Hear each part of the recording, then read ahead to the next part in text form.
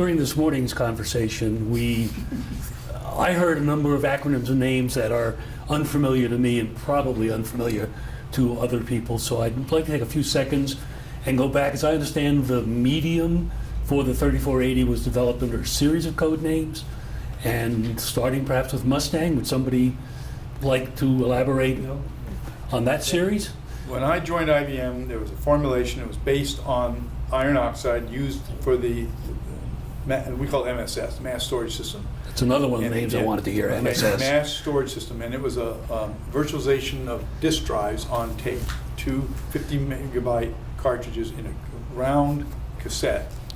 Totally different with a magnet. You're looking for 3480, aren't you? No, but that's it. But I'm saying the program started from that in Boulder. Then they started using that formulation, and the decision was made to move to chrome dioxide and a thin film head. Okay, so the head technology is being developed in San Jose. The media was supposed to be developed in Tucson. In Boulder, and the drive I think was being built and designed in two places. Right? There was started in Boulder. Yeah, But I don't recall an MR head development effort in San Jose. The Bolin one was Charlie Swall. Lee Weaver told me. Maybe that's the guy you need to talk to. I remember Charlie Swall. Swall manufacturing. He had Weaver working on, what the heck is the name of that head? They did the Bolin one, which is the first MR head. The Bolin really? one, the point of sale register. Oh, the point is Yeah, Bolin one. Bolin, but yeah, we're talking about the. No, but this is how things evolve. How apply. You have technology in this and put it together. But Weaver was brought when they were to build the headline in Tucson, and that's when I met him and I first met Charlie Swall. My point was that some of these things kind of morphed as the move to Tucson, and some groups didn't move, some did, and there's some residual technology being done in San Jose, some was being built in Tucson. And then Lamar, Nix, and others were in Tucson doing refinements to it. The masks were all built in San Jose. Okay, but to net this out, Yeah. you're talking about a point of sale wand. Right. Okay, bears no resemblance. No, but it's the first implementation Sure. of MR head Okay, technology. but let me inject that That's what I Chris meant. Bjork is a good friend of mine, and my understanding from Chris is he did the wand for He did the wand, but he did nothing on tape heads. He was focused on DASD, which was very sensitive to track widths, the narrower track widths that they had to use, Barkhausen noise, other aspects that they couldn't control, which were not factors in the MR tape head. The MR tape head requirements suited a tape drive. my understanding from Chris, and we all have different recollections. No recollections. He physically came to Tucson and worked on the MR head here, Did he? and then went to San Jose and worked on the MR head in San Jose. That's correct. Now, this is my understanding from Chris. It's and true. I met him. Yeah, and he was the And guy Dan who Chris gave me Shelledy. Frank Shelledy holds He the worked for basic Shelledy, or with Shelledy, patents with a lot of on the other MR people. head here, and then he went to San Jose and did MR head again. There's your patents on the MR head. Well, It's got a lot of names. And Sure. here is Chris Bajorik's, it's the first 4 pages, I didn't copy the whole thing, where he states, challenges of MR heads for HDDs. He said the ferrite shielded MR heads were first commercialized in IBM in '84 for storing and reading data in the IBM 3480 magnetic storage system. There are 2 key requirements for HDDs, however. There are 2 key requirements for the read head element of the MR head. yeah. GMR, he calls it. Grand. Okay, let me Right. finish. It's very important. For HDDs, you've got a biasing sensitivity. You got to bias the device very carefully, much more carefully than you do because of its dimensions than on tape, to operate in a quasi-linear response mode. And secondly, operating the device in a single domain mode. If you don't, you wind up with Barkhausen noise. The narrower the track widths that you have to have, the higher the Barkhausen noise. So all of that is what Chris Bajorik focused on. The actual manufacturing design and release of the head, MR read head, and coil, plated coil write head, is in those patents right there. That's not just one patent. There's other references. We're not necessarily Wait. disagreeing. And it was done by people like Shelledy. Shelledy, Robinson, Neil Robinson. Neil Robinson, Frank. I Not sure. really But don't. anyway, there's a I lot don't of want to get names. into a debate. All I'm saying is I don't understand Chris Bajorik's role. I never ran across. I worked with Chris in other areas on DASD, but I don't ever remember him talking in terms of MR heads on TIG products in Tucson or Boulder. Okay. That's my recollection. You can get, Lamar Nix is still around, and you can get him, but he can clarify some of that. The point is, he was involved with the manufacturing line. Chris came down from, and it was involved with, Charlie Swall owned it, I think. Yeah, Charlie Swall, the guy that finally had a And heart. so that, when Chris is talking, the disconnect here is the overlap between head development and manufacturing. The manufacturing line, Chris had pretty much a piece of that. And that's where Weaver is another guy you can use for that information. He worked for him. Lee Weaver. Yes. So, Lee Weaver came out of research. No, development, always in development. I know. He worked for Charlie. I know, you That's said- a whole nother story. Lee Weaver So, was from manufacturing. we did get as far as That's correct. MSS. We did get as far as MSS. There was an MST. That's multi-system tape, which was IBM when they decided to make a tape. Remember, by then they had like 5 models of the reel-to-reels that were still supporting the Mod 8, 10, the different the tracks, the updrive. Then they made what's the one that was still being manufactured in Tucson? It laid down like this. 2410. That was it. And they were all very interesting tries. They had interesting features because they were trying to shrink the tape path and stuff. And so IBM came up with that. Tom Kitchie owns a patent for that out of Boulder. It was called multi-system tape. That was the one tape that would work and support all of the iron oxide reel-to-reels, all the way, not quite all the way back. It didn't work on the old ones because of track widths and things like speed. And they also had some design things where they did the auto loader, where it had a little bleeder that would suck out from a vacuum and rethread the drive. Because the old days it was all manual, but the later ones that were done in the 70s, you literally laid the thing in, closed the lid on it, hit the button, and it threaded it and did it all. MST, you wanted a definition of it. Do you have that answer? Multi-system tape. It was And do you right. understand its application design? I understand half inch Iron reel-to-reel iron oxide. But the MSS was the Iron oxide. 3850 That's correct. round cartridge. Yep. Right. So at some point, the team decides to go to a square cartridge. Okay, now that's where they learned a lot of lessons. The problem with the original MSS, you had to unshuck it to read the thing. They had a number on the side. So the real problem was misloads. Remember that, Joel? Because these things was an automated library, and the whole So thing was these making it were look like that. problems in the 3850. Architecturally. There was architecture of... with a round cartridge. Yes. So the next generation tape drive. And by the way, there is an older cartridge tape. Remember there's some... 7840. Bingo, see? Wow, Joel, I didn't know you went back that far. No, there were a lot of attempts So- at different cartridges design. The thing that was really unique about the 3480 was first of all, the leader block, which was not a good enough thing. There was a leader block where the tape could not get loose on a reel. So that was one of the problems, because we were trying to get quick start without load. See, in a ProLay device, you could feed it through, take it to the back, and get a header and lock it. Rick, now you could time it. But this had to get up, load, and get going. So we did. and I'm still trying to get some of the terminology. The leader block. You still have the terminology. not- Right. Okay, and And- so let's, so Then we somehow get to the horses series that has been that's the brought media. out. That's the media. That is the media for the That's the 3480. 3480. And the first one was, MSS. I'm sorry, Stallion. Stallion. Then Musk. Mustang. Then Mustang And then with wings, you get a and Pegasus. Pegasus. That's the three. That's the one That that was these were all square cartridges, That's correct. This. and they were all With a corner. This thing is called the leader block. and they It's were all picked chromium up- dioxide. All of them. Okay, that was sort The of very early Mustang was iron oxide. But that's not what, we shipped a little Pegasus, but the major volume ship was Sonoida. so the last version. All the way and the to the primary change. Rick's reformulation that saved our bacon in terms So of. the primary change was fundamentally to the media formulation. The Correct, substrate absolutely. remained the same, Yep. pretty Well, much. actually, it got thinner. It got It got thinner. thinner. It did get thinner. Yeah. Right, and the backing was changed. Got rid of it. Got rid of it. That's The the bad best- news is the the best original sort of- backing was the front coat. That was the dumbest thing. Well, it was expediency. Again, we coated with Okay. That's chrome. not what he asked. All right, so I'm still trying to, and then the primary improvements from Stallion through to Major soy. changes. There was a bunch of things. I'm sorry, the name is First of all, this person Sonoya? changed the Sonoida. Sonoya. Sonoita. Say S-O-N- 30 miles south of Tucson. O-I-T-A.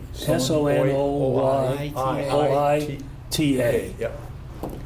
Sono- That was a code name. You say, wait a minute, you just broke from the horses. That's another whole story. You remember? Yeah. Okay.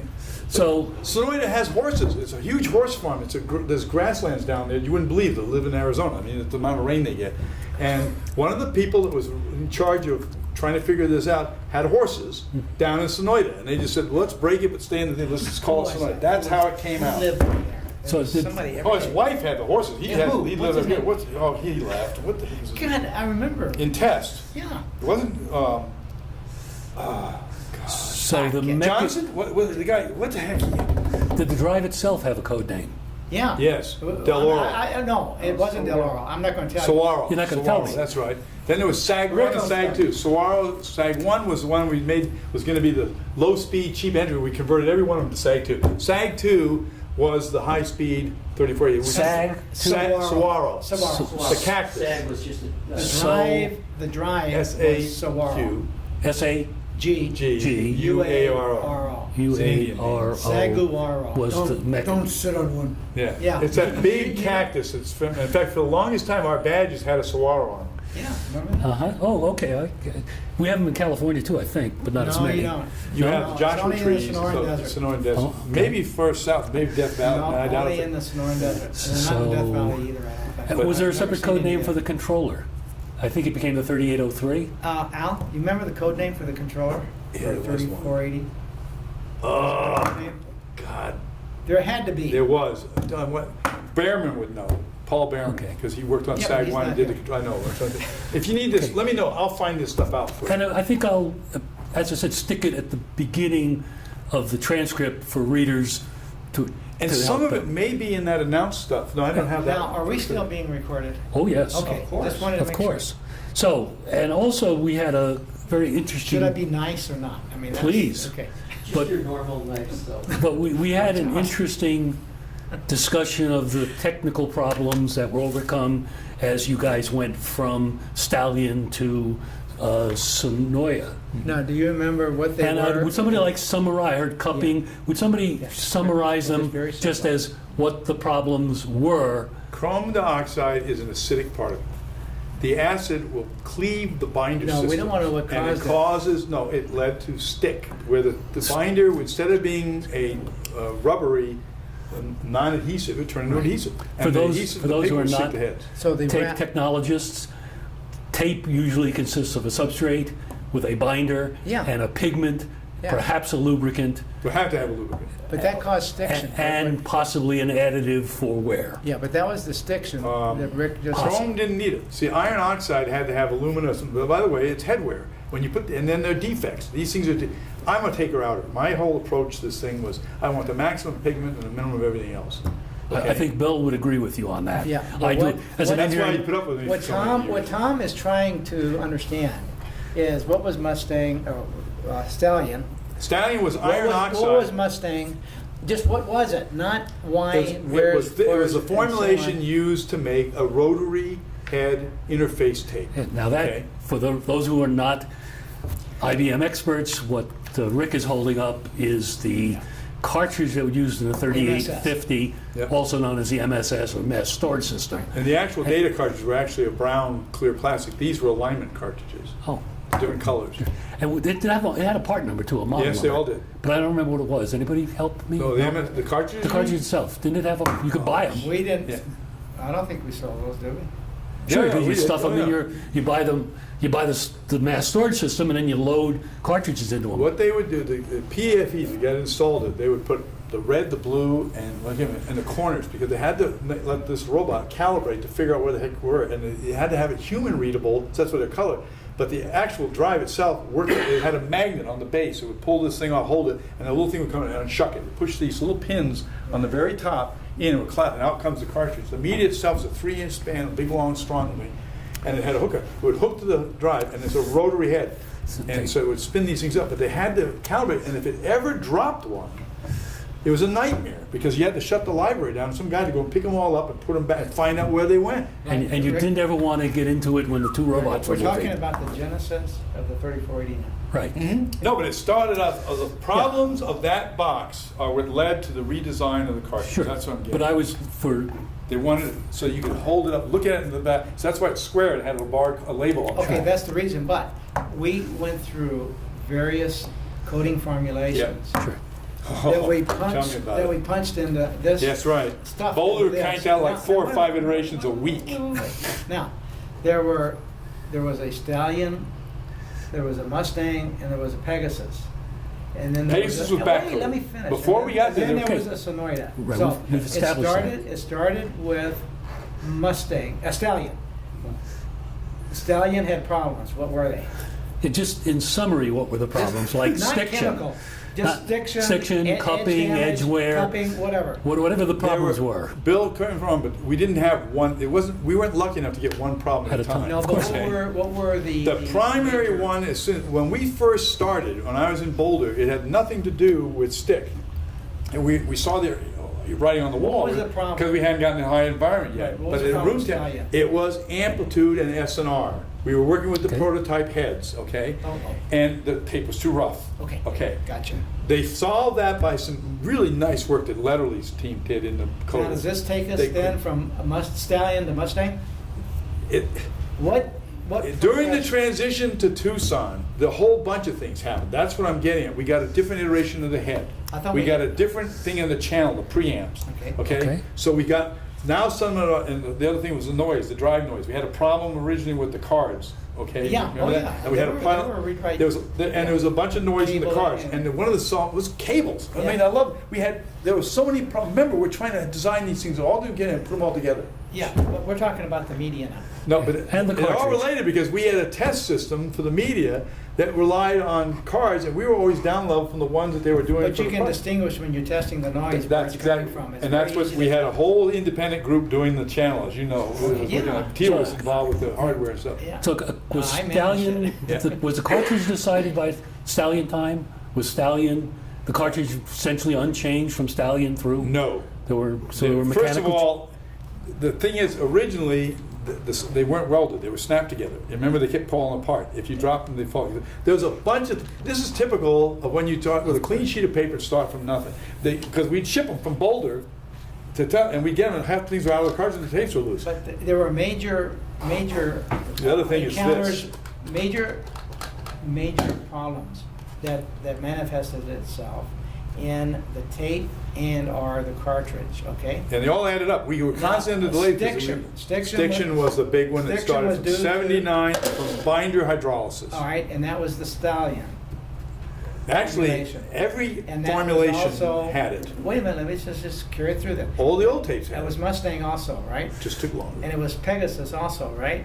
And then, I don't remember too much on Pegasus. Pegasus was the right binder. I told in the task force it was doing. Well, we got rid of Estane. Estane was a hydrolyzable binder system. that It means was the it could stiction. react with acid and turn into little wings. Very easy to do. You run the GPC, gel permeation chromatograph. It gives you the size of the polymer. You put in 120,000 molecular weight. The length of the chain is 120,000 Daltons, molecular units, okay? We mill it, and it goes to 80. Wait a minute, something's happening, okay? You age it at 125.22 for 22 days. That was our magic number for shipping it, right? 22 days, it's down to 20,000. 20,000 you might as well use as grease, okay? So why shouldn't it stick, okay? But, Rick, with Morthane 310N was a non-hydrolyzable, but it was too soft. It had a 23-degree glass transition, which meant and which formulation was that was Pegasus. Pegasus, And okay. to make it pass, we back-coated it. Yes. But because we didn't have a back-coat formulation, the expediency was to coat chrome on the backside. And I said, why would anybody do, we don't have a China, we have to get this product out. That was us to get from Rahija and the manufacturing team. Okay. So we made one coating, chrome, and coated two sides. One side we counted, the other side we didn't. And guess what happens? You took two magnet, one was counted to compress, the other one's loose. You pull the stuff out. So we passed all the time, we shipped it. What? 9 million of them. What fell out? The back coat would pull off and stick to the mag coat. Okay, I don't recall that. That's Okay. exactly what, you remember how many tests we were in showing? No, that I I'm could just trying track to it in the remember. field, because we put a one on the cartridge for Okay. Pegasus and a 2 for Sonoyta. We were able And we to- shipped to Sonoyta, and everyone in the field that was showing growth of errors had 1s in them. We As soon were- as we got rid of them, put the 2s in, We problem were over. able to ship Pegasus, given that we preconditioned them against The burn-in, Rick's- they call it. against Rick's recommendations and demands that we don't do it. But we're able to show that under a That's simulated, the first time you fired me. no, yeah, right, that under a simulated ship environment, temperature and humidity, that's all we were stressing these cartridges to, they would manifest in predominantly hardband problems. And pullouts. Stiction? That was the other one. No, the smooth Well- part near the hub would stick. Okay. Remember? Then we put the puffer on the head. You That's remember? right, That's right, that's right. Okay. We did add a. We have a little puffer that blows air, get it off the head. Okay. So there's another term that just got thrown out, hard. Hard bands, Hard ridges. bands. Yes, I'm trying to get to hard bands because we had a stiction problem that was predominantly resolved with the back coat. Would you say that? No, with a binder chain. The back coat was the. Okay, of all of the problems, Stiction is what I said. No. Okay. To me, stiction and stick were related initially because we called them the same thing. But then we got rid of the one problem from aging. But then we set the 87, 85 in the humidity, and we get stiction. Right. Okay, that's what you're talking about. Right, So- and we resolved that one with, Back coat. okay, so That's what the- okay, is so there now- general agreement that Yes. stick of the multitude of problems a clean sheet program had? this is stiction. Stiction tape was by sticking- far the Pareto, if we did a Pareto No, the analysis. first one was stick. Stick as Stick. opposed to stiction. Yeah, and I So don't stick remember. is a stiction is an is an engineering By term. 81, we had What's that stick? resolved. Glue, stick. Stick. Stuck together. Yeah, stuck together. Okay, as opposed to stiction, which is You start couldn't stop. move it, even if you had a back coat, you Okay, couldn't move it. It was- so we have stick and stiction. No, Bill's- now stiction Is It's a different. adhesion from water condensing the Right. interface. And we Right. put a puffer on it, blew it off. Is that stiction between the layers in the reel? No, on the head. Or No, section they of the had, head? but that was And resolved. surface. Yeah, any sort, on the That Any was surface. D-bearings, D everything. bearings and so on. Joe the tape block path- stuff. Yeah, The kind of. tape, the tape path component. You could ring it in by Contact. shoe shining and it would go whoop, and it would Now, lock up. now. So, Bill, is that your impression? Yeah. Stick Now- and stiction as the top of the Pareto analysis? Puffer. The one that gave you all that gray hair? No. It all depends no, on you- No, I- he didn't have to worry about doing hard cupping or not. Well, And cupping. We haven't done cupping yet. so we haven't. We also have hard band. We Okay, have but cupping. stiction, we have stiction, edge. stiction was predominantly resolved with the back coat and the puffer to keep the tape off the head. Okay? But then we couldn't pass long-term ship, that's why we started doing burn-in. Now, wait, let me finish. Okay. Now, so that is primarily how we solved the stiction problem, which is again resolved with Sonoyta. Okay? Right. Now, I don't want to go into another thesis on what Sonoyta is, because we had that this morning. But Sonoyta, the reformulation, the increase in the glass transition temperature, the chemistry, Complete redesign. complete redesign of the binder, Solved everything. solved. We didn't need the puffer. Didn't- have a didn't stiction have cupping. problem, and the hard bands went away. Now, hard bands were localized, big areas. You could see them on the jumbo. As Ridges. Ridges. On the It looked jumbo. like This if you is looked not. at, you know, a Jumbo big is roll. another term. A jumbo is, before you sit the tape down the half Oh, inch, it's a okay, big I'm ass sorry. roll, I'm okay? It's sorry. Okay. 24 inch wide, and these things weighed about 200 pounds, I think, each one of these things was loaded on Yeah, I top. bench press them every day. And they were run that way because it's cheaper. Sure, you run cheap. them. But the way some companies, and everybody had them, if you stack the stuff where it's a smooth edge, the edges are all on top of it, you look like a tin can with the ridges in it. The reason is when you're doing a coating of a thing and you're squeezing it down, you run it with a hydrostatic wave, depending on speed. One of the fixes was to slow it down. You slow it down, you're printing money at a slower speed. So the next thing, we'd get it all resolved in Boulder, they could only go 150 feet per minute, I think is the length of the ovens. So they didn't have hard bands. They sent it to Tucson and we're gonna go 250. Right. And all of a sudden, ding, ding, ding, ding, ding. So the first engineering solution is move the rewind back and forth so these bands don't line up. Guess what? It didn't manifest itself until Till you put it on the drive. Well, until you went to the T&H limits. Well, not that. If you run, predominantly. but if you wind it, but you run it in the drive and then run it in the humidity. See, remember, this is the problem with the way we did testing. It was all functional, and we go to the next thing, and then bam, we get nailed. So we were cheating, and after we got a problem, we go resolve it. That's stupid. Okay. So the point is, we got a lot smarter than late. But the hard bands were A function to of me- coated in to me problems. the most prevailing, predominant, first customer showstopper Everybody we had ran to. into, because we really So got our the- arms around it to a certain extent. The hard bands.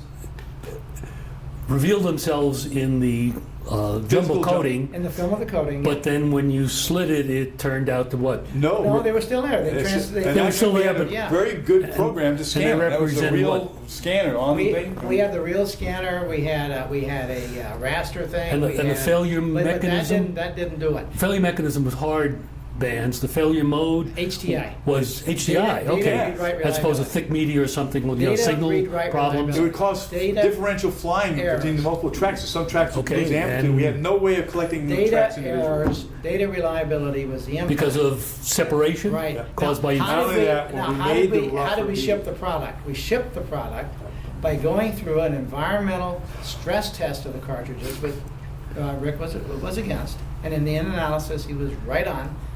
But because we saw this during environmental stress testing, and I'll raise my hand, I'm the culprit, I said, why don't we get some trucks together, because it's in the summer, and run those around the loop of the plant site, because that's what's going to happen under a customer simulated environment, because we couldn't get a hold of Enough ovens. large size ovens at the time. We finally did. And so we did that, and then we took them back in-house, and we loaded up the manufacturing floor in Building 10, the tape area, The winder. with tape drives. And we ran each reel for data read-write reliability. And those that passed, we were able to confirm both by failure analysis and by data reliability that there were no hard bands, and the ones that did fail were due to hard bands. And so we kept that up, and that's how we were able to get sufficient quantity. Our yield was damn low, 20% or Yeah, something. 19, I think. was Something, but it was low. Yeah. I remember that. It was a nightmare.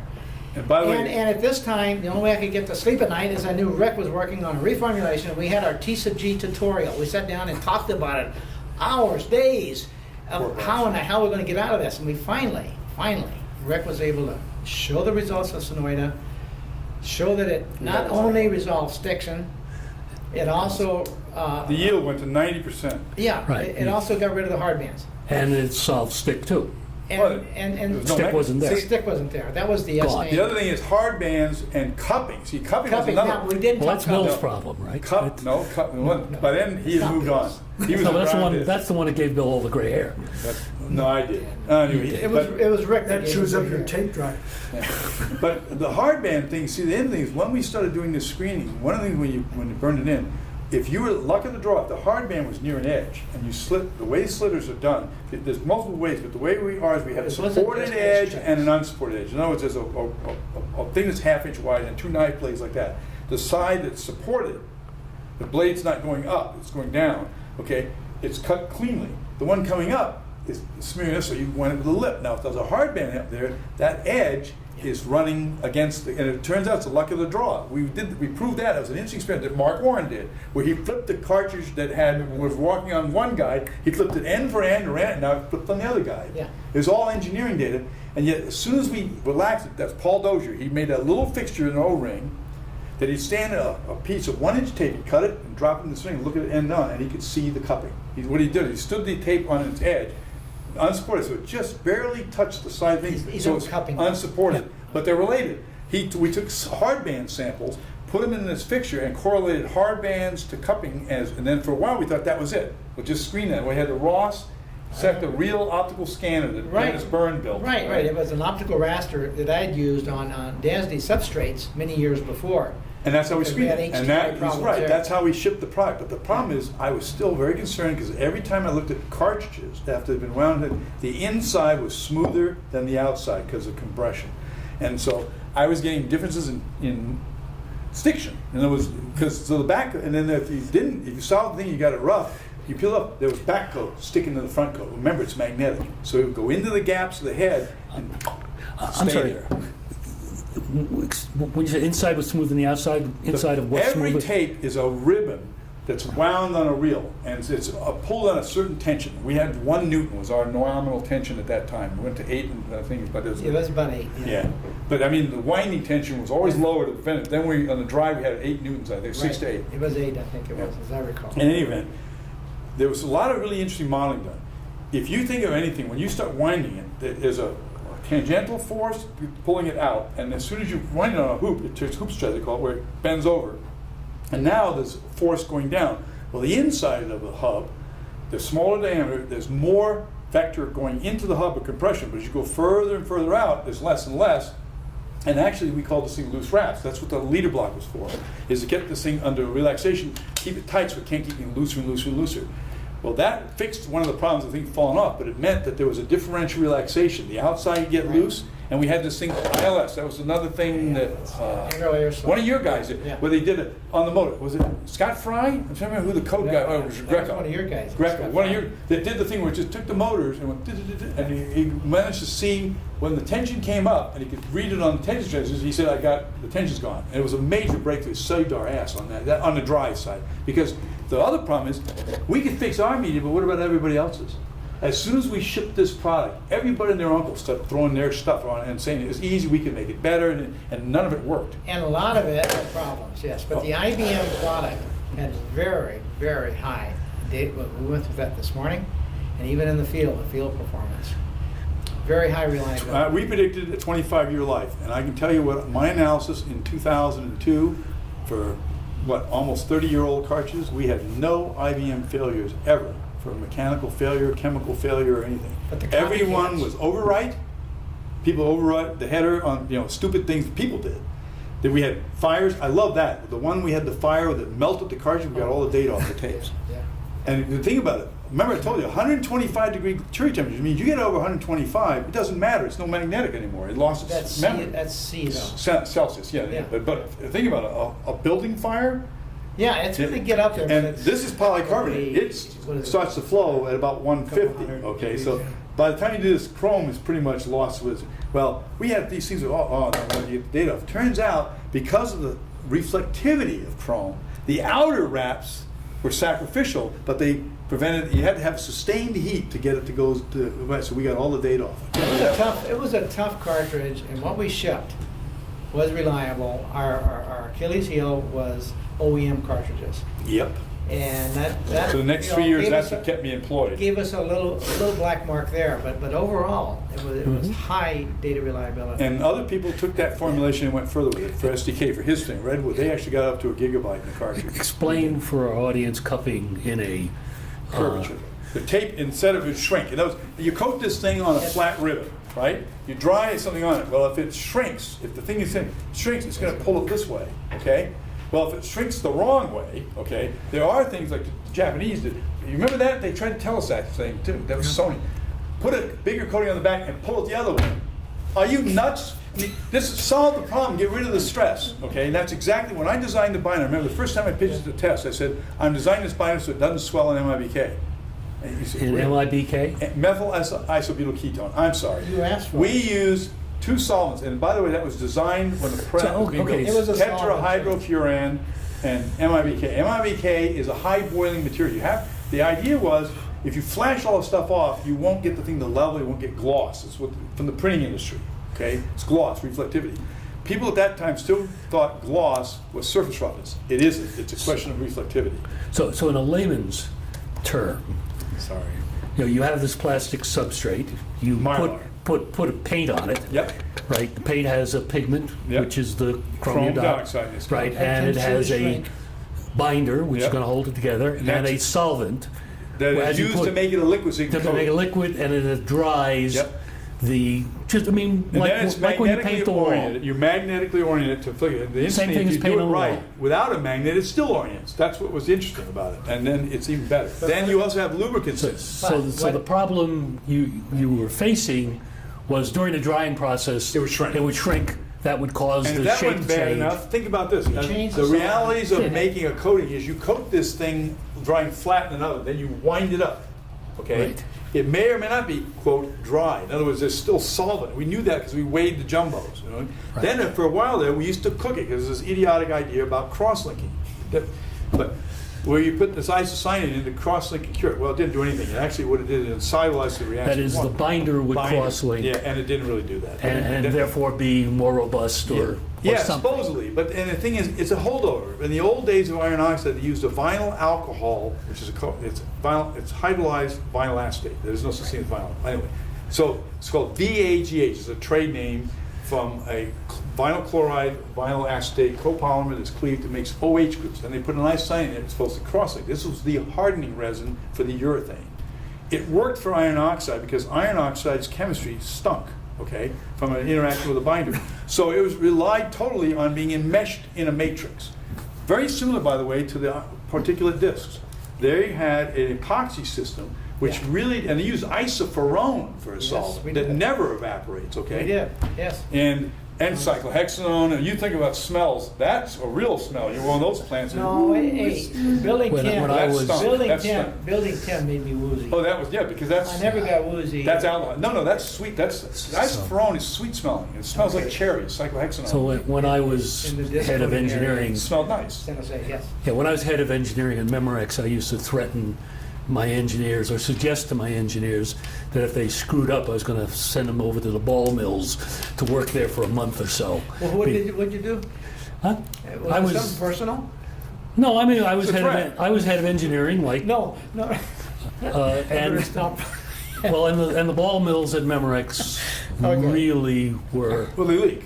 they leak and Yeah. they smell bad and they The thing was is, one thing about the process I haven't mentioned yet, one of the things that was state of the art at that time is it started with Stallion too, was the use of the sand mills, But where they didn't use the ball mills. Did you get your question answered? What was cupping? I think so. All right, Are you happy question. with it? What was cupping and how was it resolved? Well, Simply. what was the failure mode that You it were- caused? failure you mode- rub against your head like this. Wait. Headwear. Yeah, Highware, high wear. Guides. I wear And- the heads. guides, heads. Sure. Right. Oh, guides and heads. Yes, sure. oh yeah. You couldn't stack it well either. Think about it. It's if you turn the which way. If you do this, by the way, on 3570, we like Restacking negative into the cup, cartridge. The whole because thing, it it was would lay tough. down and roll Okay, over. but But that's if you did this, it sits on the guys. it does this. cupping.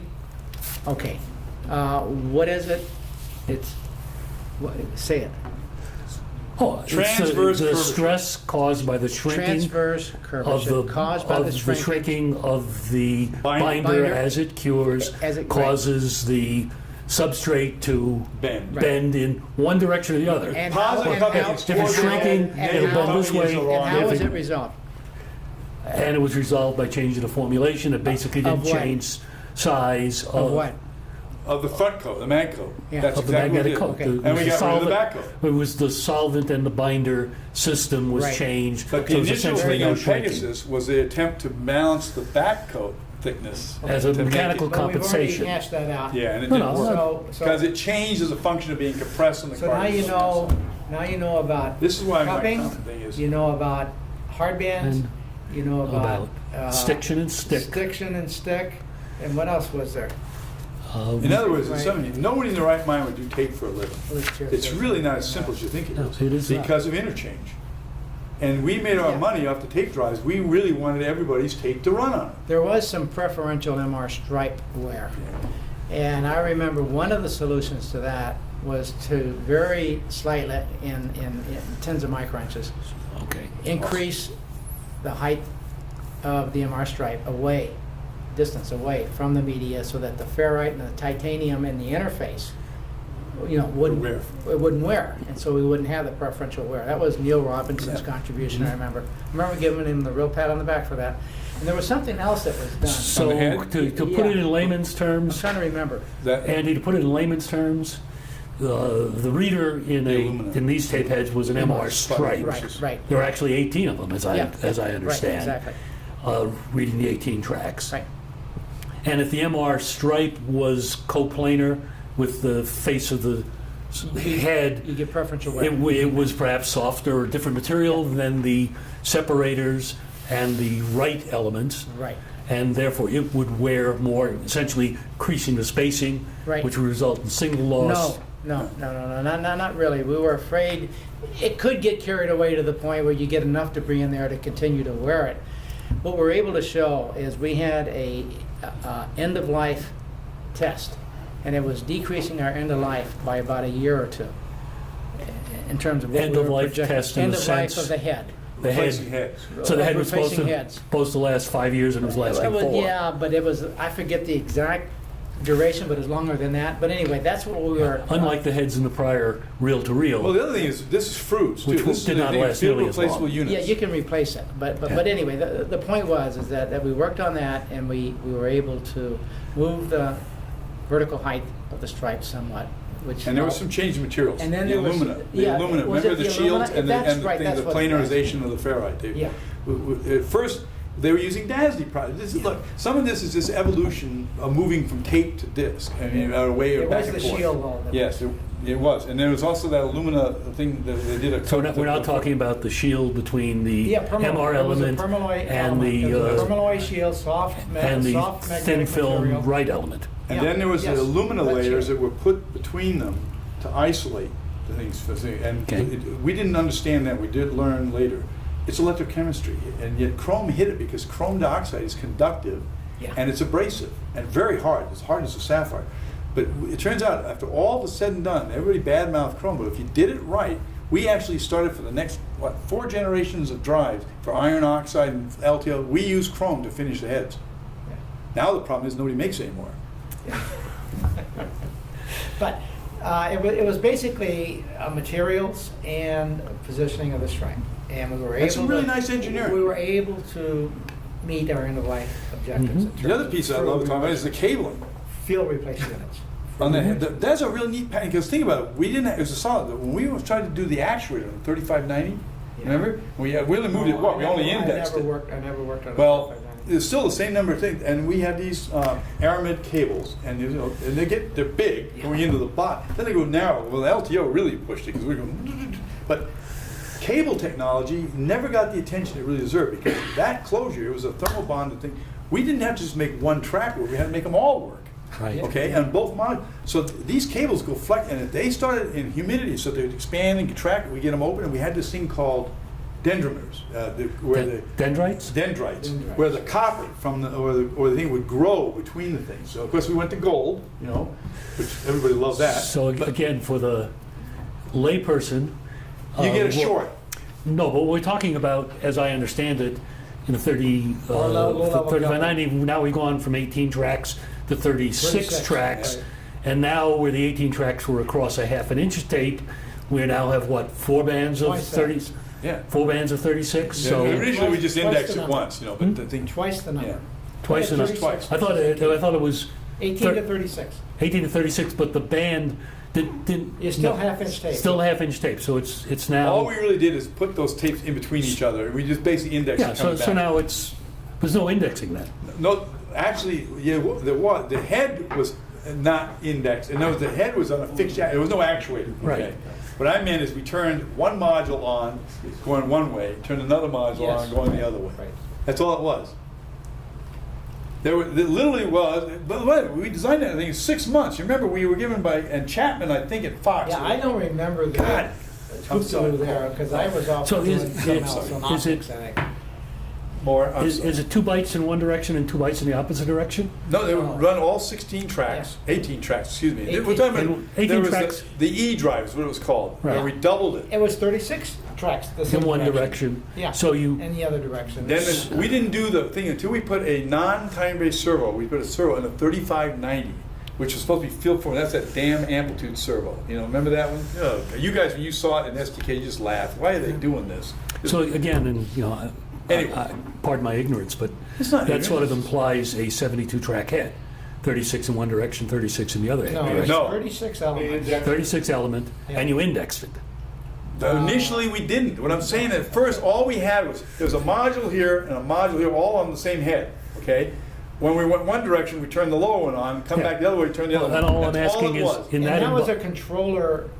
in that embodiment, when you go in one 36. direction, are you reading Limitation. 18 heads or 36? 18. You only read one at a time, but it just You could doubled only- the capacity. We Now, had double the tiny capacity, data. but the controller wasn't ready to accept the full Yeah, 36 right. tracks. No, I understand. But buffers got cheaper, got us some time Yeah, too. yeah. But anyway. There was some those real are- magic being done by the code guys too that saved our bacon a lot of times Yeah, too. okay. So, I think. And back to the mechanical The flange problems. of the tape drive, we talked about that. That was the Frolic finger, and that was important That was a too. disaster. Well, No. did we ship that? Yeah, I know. All right. It looked like a honeycomb after you ran it for a while. But it worked. Yeah. Fred's so- finger Sorry, worked. he's getting you. So I was actually, Which one? I led us down this rat hole on the way to dendrites. That Oh, was no, sort of so. Don't go there. Dendrites was between. No, so if I was you- trying to get the If perspective. you think about it, it's current flowing through these things. If you get humidity in there and there's any kind of gap in the closure, you get wicking. and a single ion would move out and it would bridge, and now it could short things. The bad news is it would short in the operator. They'd send it back to us in Tucson. We'd put a current on it to test it across the leaf and blow it open again. The head's fine. We send it back to them, and a few months later it dies again. Same head. The one I love was the one that was in Hamburg in an old hangar. They had their data centers, big bank, Deutsche Bank.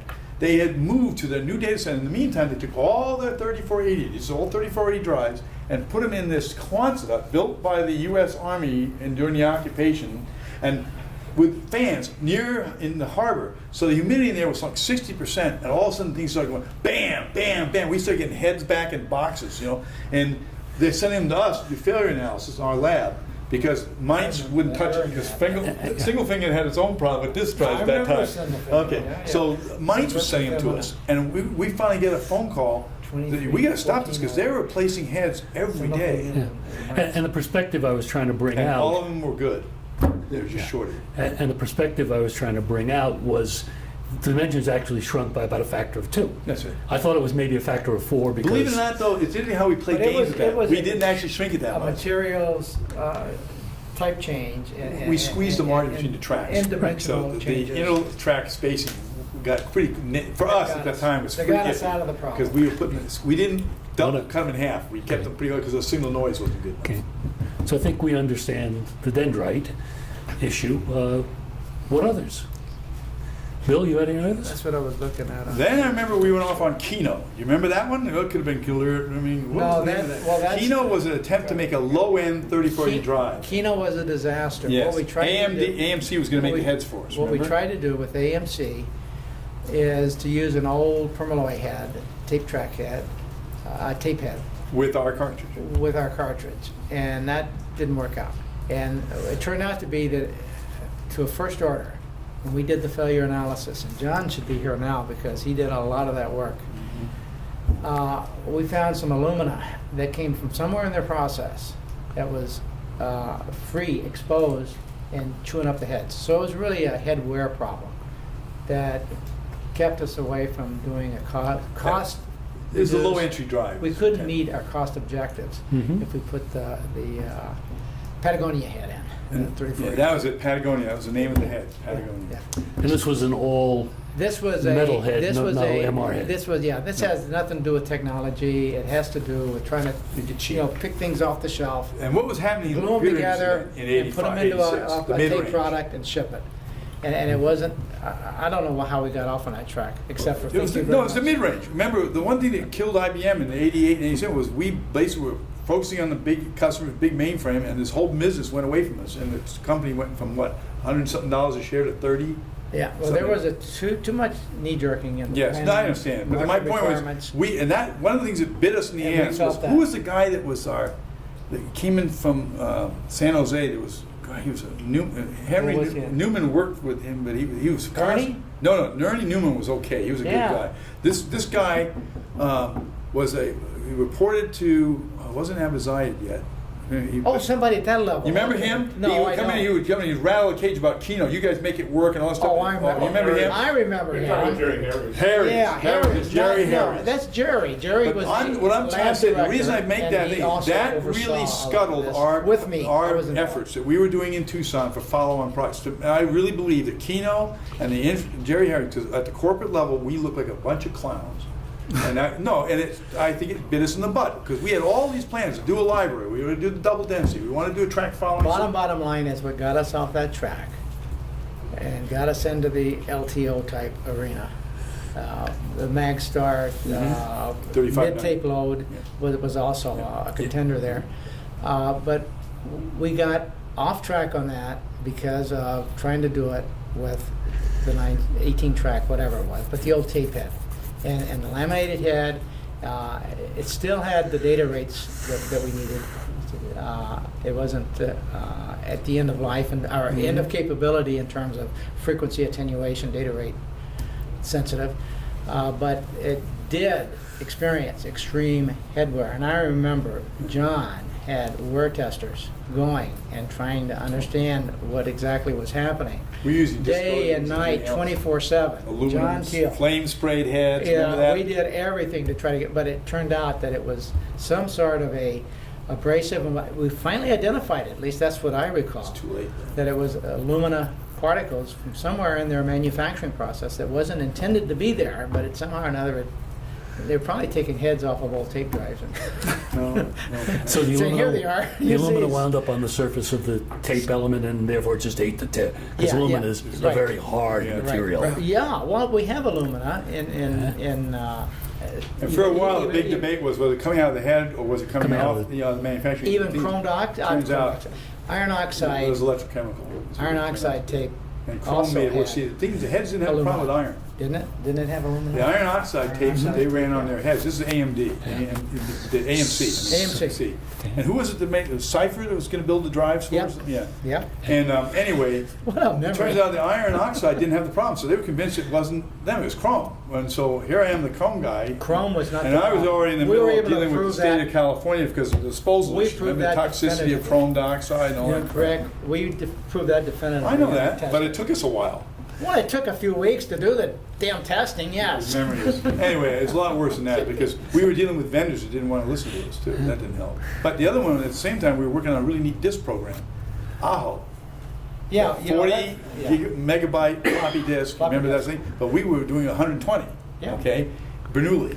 And we had it in the back of our that, but the thing is, what they killed us is it didn't think we needed it because optics. No. CDs were going to bury us in My disk buddy, drives. my buddy, Ray. Do you remember? And I'm not going to Joel, say this. you remember that? Ray told me to stick to my knitting. 87, 88, And drive One at a keep guys, out of the one at a floppy time, disk Rick. Come on. drive, but it was Aho, and Aho was we were able to prove feasibility.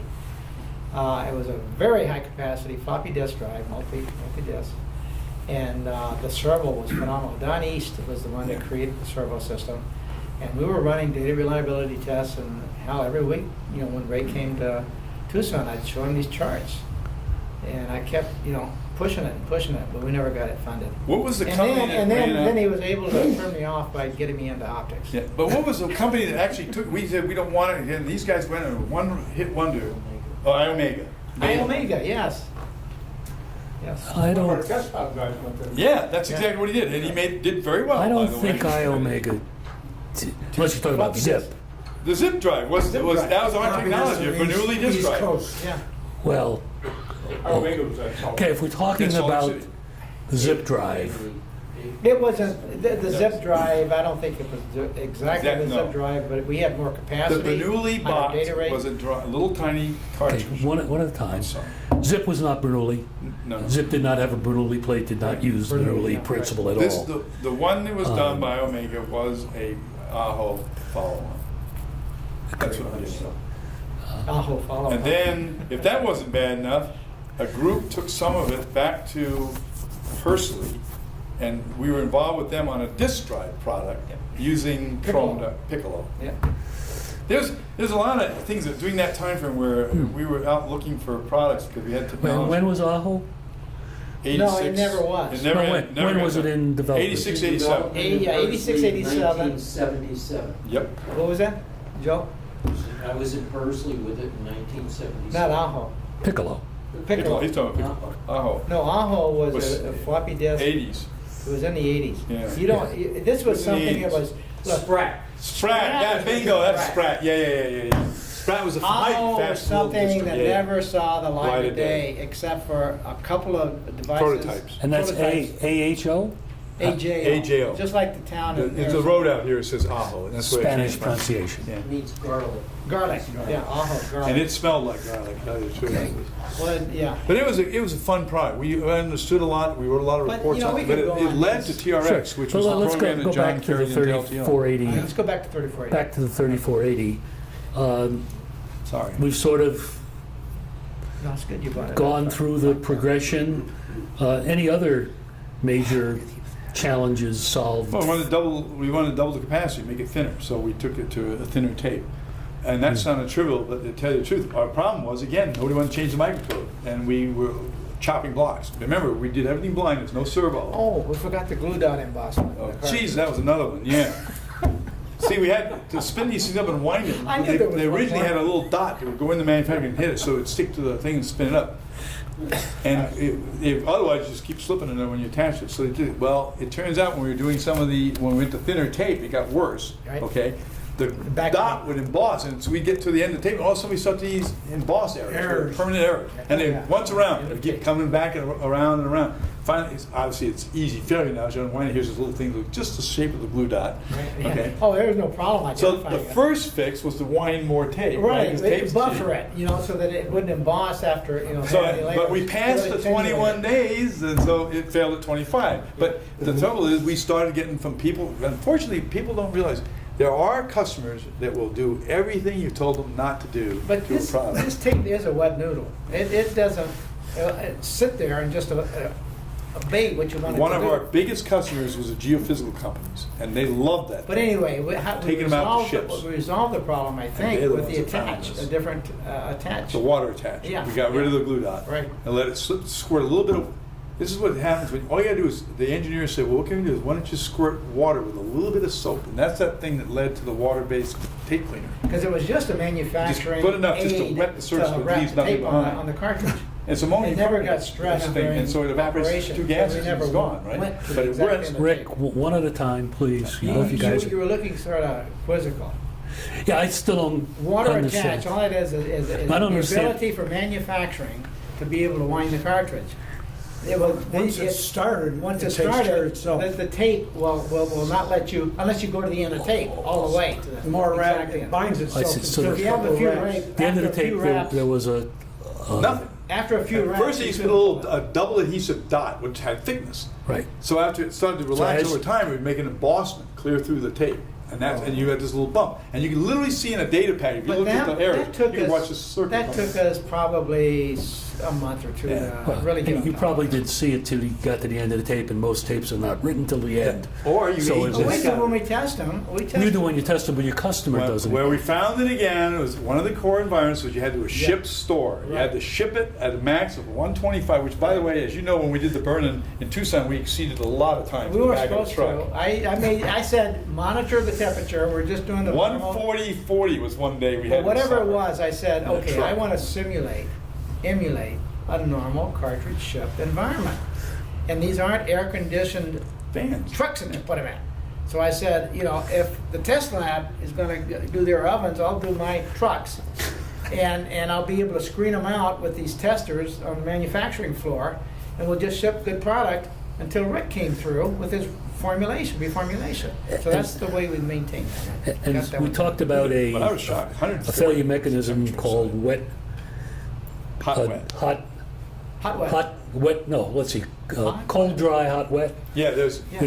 What they are is they're corners. By the way, these are not the National Bureau of Standards has these things for certain things. For These are our criteria. Internal. Well, we because the added worst case temperature, customer humidity. environment. Oh, I know. corners, psychometric chart things, Yeah. dew points, and things like that. Yeah, no, I understand that you're talking about a low temperature, No low humidity. humidity environment, High such as temperature, you high might humidity. find sometimes in Yeah. High Boulder. temperature, low humidity. And high low temperature. Whereas you call it your office environment, We a little did thing in the them middle. Right? And That's the where you went office through is somewhere in screens the on middle. Four corners. And- Hot, dry, but hot, wet.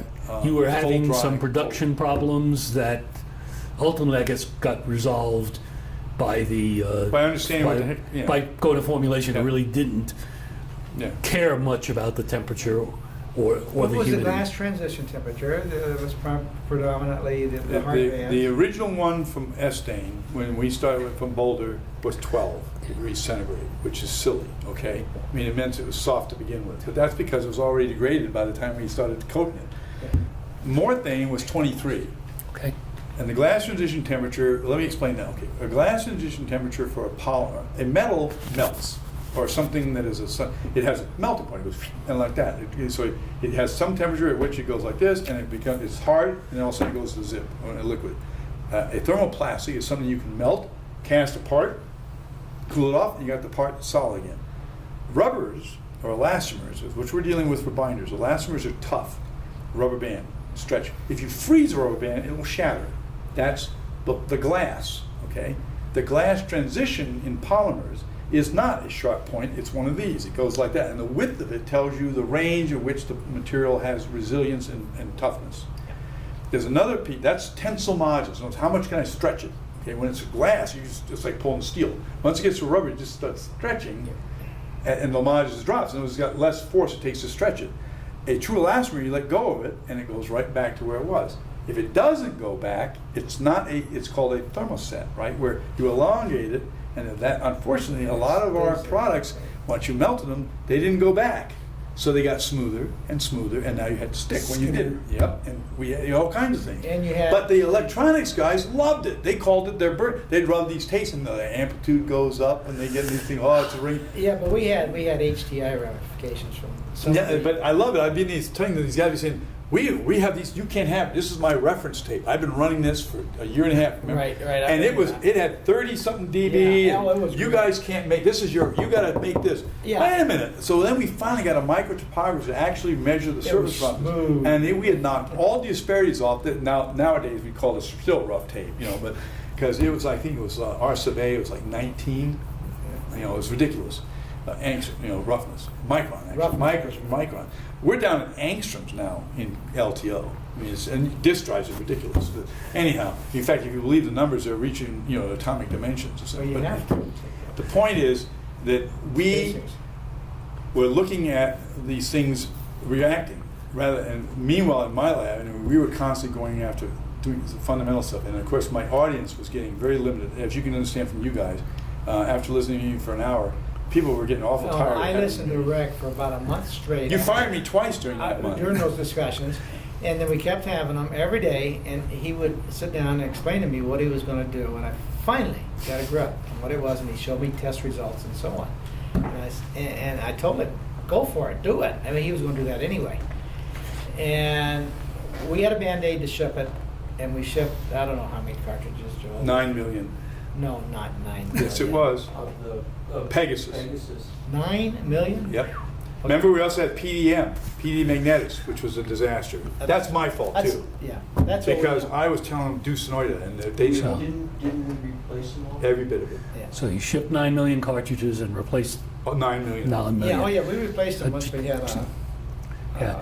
And prior to that, you were 20% yield for every one of those 9 million you shipped. You junked. well, 5 times that? Well, Yes. the 20% yield. Is there a- Wait, That's overall. Let's explain. We threw The away a 20 lot of stuff at the jumbo The level. 20% yield was when we did a 100% test because we had the problem. We had not all cartridges. None of that. Everything had a hardband. Didn't even go to the winder or the slip. Not all cartridges would have, So- pancakes would Is there have a- hard bands. Is there a dump somewhere in Tucson that's full of chrome dioxide? Believe it or and, not, a lot of it got incinerated. Boy. incinerated. For a while there, remember, we had another whole challenge. We had to prove to the EPA that this wasn't toxic.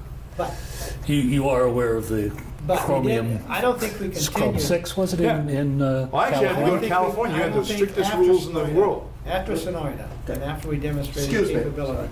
Just listening. Right? There are two of you talking at the same time a Okay. lot. Okay. That will transcribe into a Mess. terrible problem for the two of you. Okay. Well, it might be good because of what we're saying. It probably might be a little nonsensical. But I wanted to No, I think it's all very I interesting. wanted to clarify a point.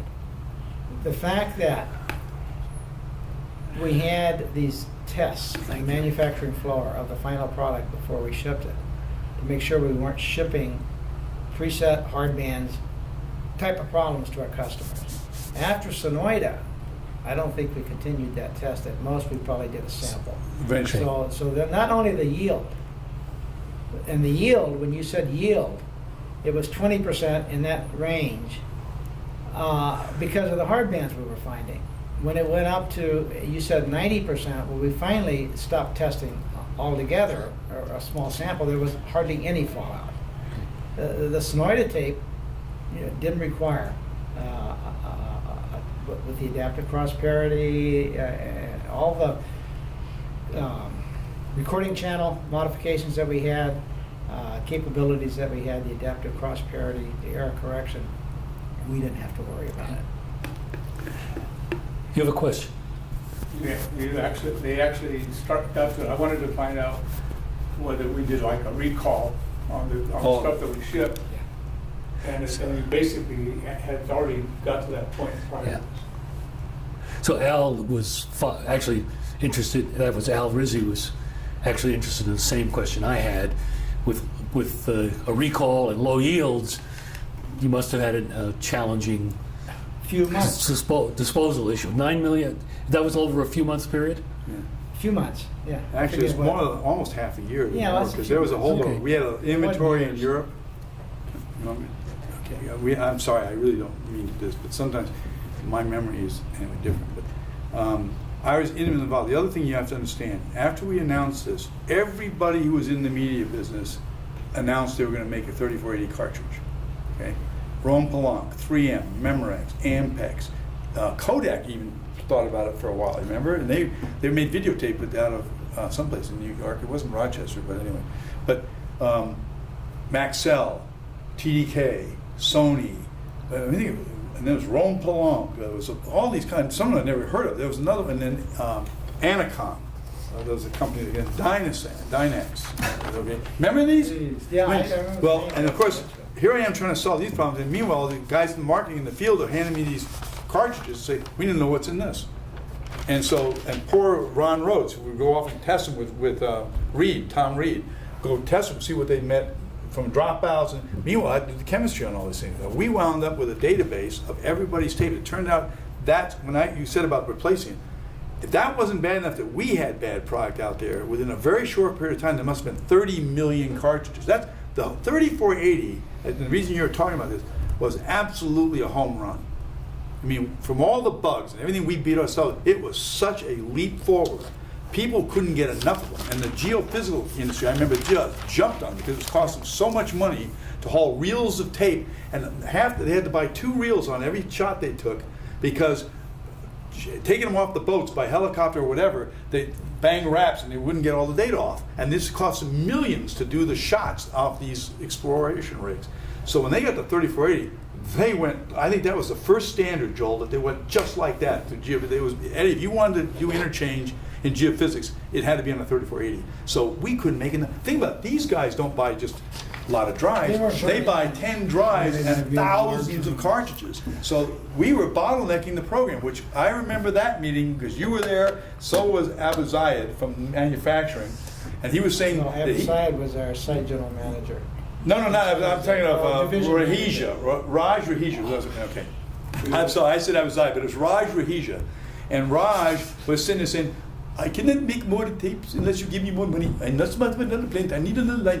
And it was, we had no time to build another line anyway. That's the reason we worked with PD Magnetics. We thought we could get another. They made chrome media for DuPont. The problem is we stuck it to them, really quite honestly, politically, because we were already working on Sonoida and they wouldn't let us give it to them. You were gone there, so it's not your fault. You wouldn't have let it happen. But the management of Tucson really wanted to make sure that our product made money. And NDD had something to do with that, the sales team. Yeah, right. Because they wanted a proprietary tape product. Yeah. And it was, it truly was. And I think, what did we sell? $25 a cartridge? Do you remember what it was about that? Starting out, yes. Okay. So the point was, not only did we have to recover all the ones, in our production of Sonoida, even with 90% yield, we were having a hell of a time making 10 million, okay?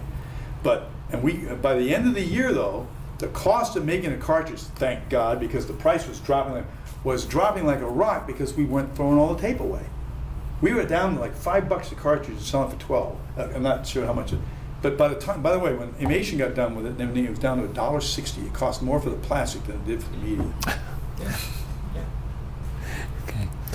They literally sold everything but the squeal out of the pig. I mean, they made everything. And the other thing is, we used to scrap ink filters. Remember the old days? There was a lot of the process that as we got smarter and down the road, we did things right.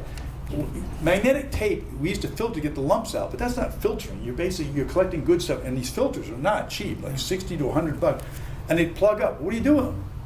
You throw them out, or you incinerate them. And we had another thing of incineration. Remember that? Yeah. Oh yeah, I remember that. It was a nightmare. Well, with Sonoida, we didn't have flux, and the filters lasted for shifts. Now, admittedly, everybody said, that can't be right. Something's wrong here. Duh. Anyway.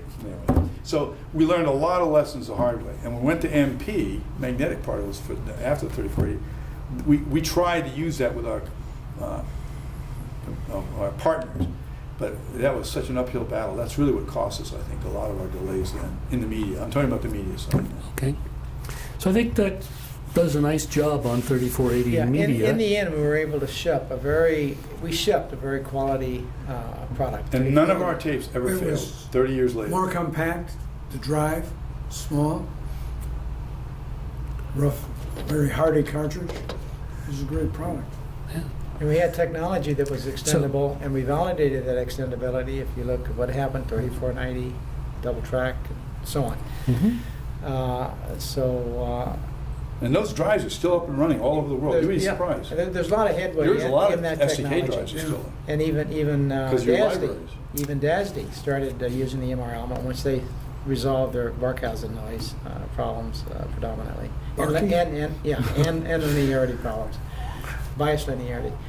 But they were able to get it into DASD drives. So the MR element is a mainstay for magnetic recording, and we were the first to come up with it and put it in a product, a successful product. And then the other thing we did well is RAS, reliability, using field data to upgrade. The RAS is the reliability and Serviceability. Availability, serviceability. Yeah. But in the old days, there was a lot of lip service, in my opinion. But as we started getting more field data, we were really rolling that into our code releases and our drive fixes. We fixed a lot of material problems, which would have never shown up in tests because you didn't beat them enough. That's again, customers will do things to drives that nobody in their right mind would ever do. But if you solve them for them, guess what? They don't call anybody else. They call you. I need your next drive. But sometimes the test lab does things that the customer never would. So there's two sides to that coin. Like the jelly donut. Yeah. The other one was the peanut butter sandwich that was jammed. A guy was being laid off on the test floor, and he stuffed his peanut butter and jelly sandwich. If you think about the size of this cartridge, he stuffed it into the front of the thing, let it sit, then he ran a tape in and ran this crap all the way through the head, pulled it up, did it again, about 4 drives on the test floor. We had all these things failing. And remember, this is when the lights out, they would run the test all night. We were able to determine. Yeah, they sent it to me, and I said, well, this is peanut butter and jelly. How the hell are they going to taste drive? Yeah. But so we had a lot of interesting, and I told you about the thing when it was originally shot. People used to put their coffee and stuff and knock it over into the drive. We had that, and we had the soda, the Coca-Cola versus I don't drink Coke. Okay, fine. Yeah. So you had me go analyze it, find out it was Coke or Pepsi. It turned out it was Coca-Cola, and the guy that said he didn't drink Pepsi, he was the one that was put on the. But to answer your question, yeah, that's the bottom line of the development cycle. Implementing it, the cartridge, the tape, into the 3480 drive. We took you through all the trials and tribulations, taking you through the technology and what that consisted of in terms of the MR head, the chrome dioxide media, and the ramifications and the iterations we went through. The recording channel was using state-of-the-art technology from vendors and internal IBM. And there were some, read-write coupling, noise problems, coupling problems, but we were able to, detect those fairly readily. We had a cable problem because of the 18 tracks, and getting that all isolated and insulated. We also used tubing. There's a pneumatic air system. And the tubing originally that they used was blowing oils into the tape path, which took us a while. Then we wound up having to fix that with silicone tubings that were rinsed and pre-baked. So we chased a whole bunch of materials problems that you only find when you build enough of these things. So we did a button, and most of the customers never knew it. We fixed it all. But Okay. Any, Al? You were shipping product based on Pegasus, implementing Sonoida. How significant was the phase-in? Because you're in production with and shipping product, and you have a lot of testing that you're doing to ship. At the same time, you're using the same processes to bring in the new Sonoida.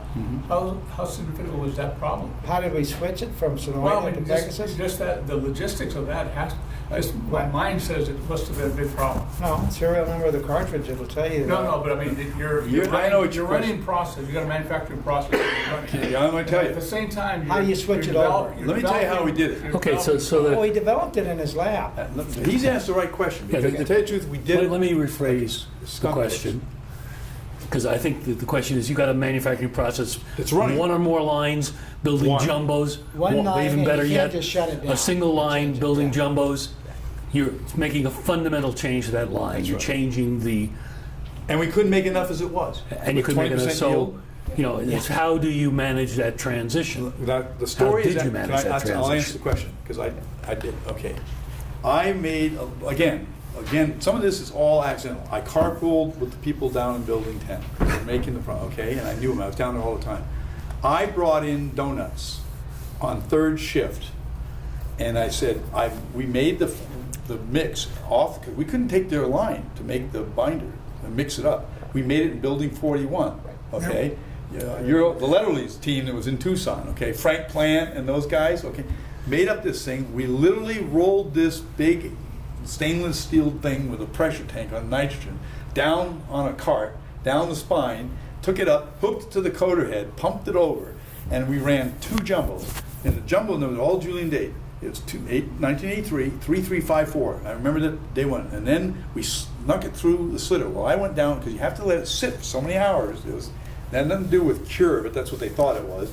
But anyway, so it was going to be first shift in the morning when they did this. Well, in those days, we were still chasing the hard bands and everything else. So they're down there getting ready to do on the real test, and there's this engineering jumbo. There's one of them, okay? Yeah, is this your final Sonoida? This is it. We'd already done 4 runs under the table in building 41 think it was with that. 6-inch coatings. They made okay. they never made a production. This is what he said is a real question. How do we sneak production level coatings into this plant? No sneaking, I thought that you would have had. Oh, no. Rahija threw me out of the meeting. He said, this is the spec we were given, and you will do it that way. You know, the hell with you. And then my boss, Mick McKay, nice guy, but he would not fight the battles, okay? Mick was a nice guy, but he just, and Dick Stacy, who was my manager then, nice guy, but he'd just sit there and stress and wrap more tape around his filter on his cigarette. But that was one of his quirks. But my point was, I basically got it, so Lil Hack ran the materials inspection in Building 10. Kim Albright was the manager of the mix room. The coating line was run by, what the heck was his name? Dry Side. Well, we snuck this thing on an end, so you can't get in, you have to have it approved, because you're interrupting production. We had, they call it engineering run. Yeah. Well, you can only get so much time in engineering run, so they managed to wait till a coater was going to go down for the back coat. Remember, the Pegasus had to be back coated, so they had to shut it down. That meant I could coat the front coat, but you have to re-web it, so it doesn't go back through the other coater. So I said, okay, we have a window of 1 hour. So That's how we got it. I get down there, I had 2 dozen donuts. I went to everybody in that plant, bought them coffee, out of my pocket. I didn't, but believe me, it was a good investment. The point was, we ran it through, and the next morning I went down there, because carpool would go in at 6. I'd been up all night, but I went home to say hello to the wife, pat her on the head, and say okay, and then went back to work. Get there, and here's this jumbo, and everybody down there who had worked on third shift and knew what was going on. Well, as luck would have it, Rahija was walking somebody from San Jose, it may have been Jerry Harris, anyway, through, somebody, it was an audit, they were going through the plant, and here's this, they're right in front of where they're all slit now, all these things are slit, and there's this jumbo is a bulk roll, all slit, there's 48 of them, 24-inch wide, half-inch wide, and the ones on the outside they threw away then in those days, but there's no bands on it, and they're putting them in front of the Ross to test them, and all the ones in front of them got stripes and bands, and it looks like a tin can, like a corduroy road. And he goes, well, what's this? I said, oh, this is our standard one. These are rejects over here. And the guys who the hell was his name? Gosh. Jerry, probably. No, I'm talking about the tech, because he was still there, was in front of the jumbo, was running the real scanner. And Dennis Byrne had done the calibration for him and stuff to make him. And he's sitting there in front of these things, and I'm back there with a cup of coffee. And by the way, you had to suit up in those days, and you didn't bring coffee cups anywhere near the dry side. So I was out looking through the window with this guy and said, oh shit, because I'm talking, anyway. Because you're looking at, here are these basically in there, and I know that this is all illegal. We are no position, everything's been forged. The document to do the engineering test, all this stuff was all fudged. There was the signatures were all copied from other people's memos. It was totally illegal, okay, from an IBM standpoint. And we originally had it covered with plastic bags. Remember they roll around with the plastic bag, keep dust and dirt out. Garbage bags, the black, cut in half. Well, this one had engineering. What did they call it? They didn't call it Sonoida then. What was it called? Pilot line. No, it was really, it had a name for it. Oh. It said Rick Bradshaw, engineer, and he just saw it and said, what the hell is that? He said, oh, it's an old jumbo that Bradshaw was there. We're just kind of getting it in front. He said, oh, why is it so flat? Well, he'll tell you that when we get rid of all the data. And now this is Jerry Harris, who knew me for another reason. And so I get a phone call in the lab, Mick's nervous. I'm going to his office. That was upstairs, and across from your office was on one end, and his was across from you. Remember in 61 upstairs? Mm-hmm. Okay. And I go in there, and he's got a lot. You can tell how stressful Mick was. He smoked chain smoke. These are the days you can smoke. He had that big glass ashtray, and he would put all the cigarettes in. The whole thing was full in the middle and cigarettes all the way around there. It was only noon, you know, so I said, uh-oh, this is not a good day. You remember those? So Yeah, I remember. I used to smoke 4 packs. The reason a I'm day, saying and that he'd is smoke 8 I was packs in a day. trouble. So he was, because you're impacting production. This is the same things they were saying. We can't make enough tape. Well, that afternoon, they have the, God, it's engineering status. You have a thing where production and then the engineering runs come up and they give you a status.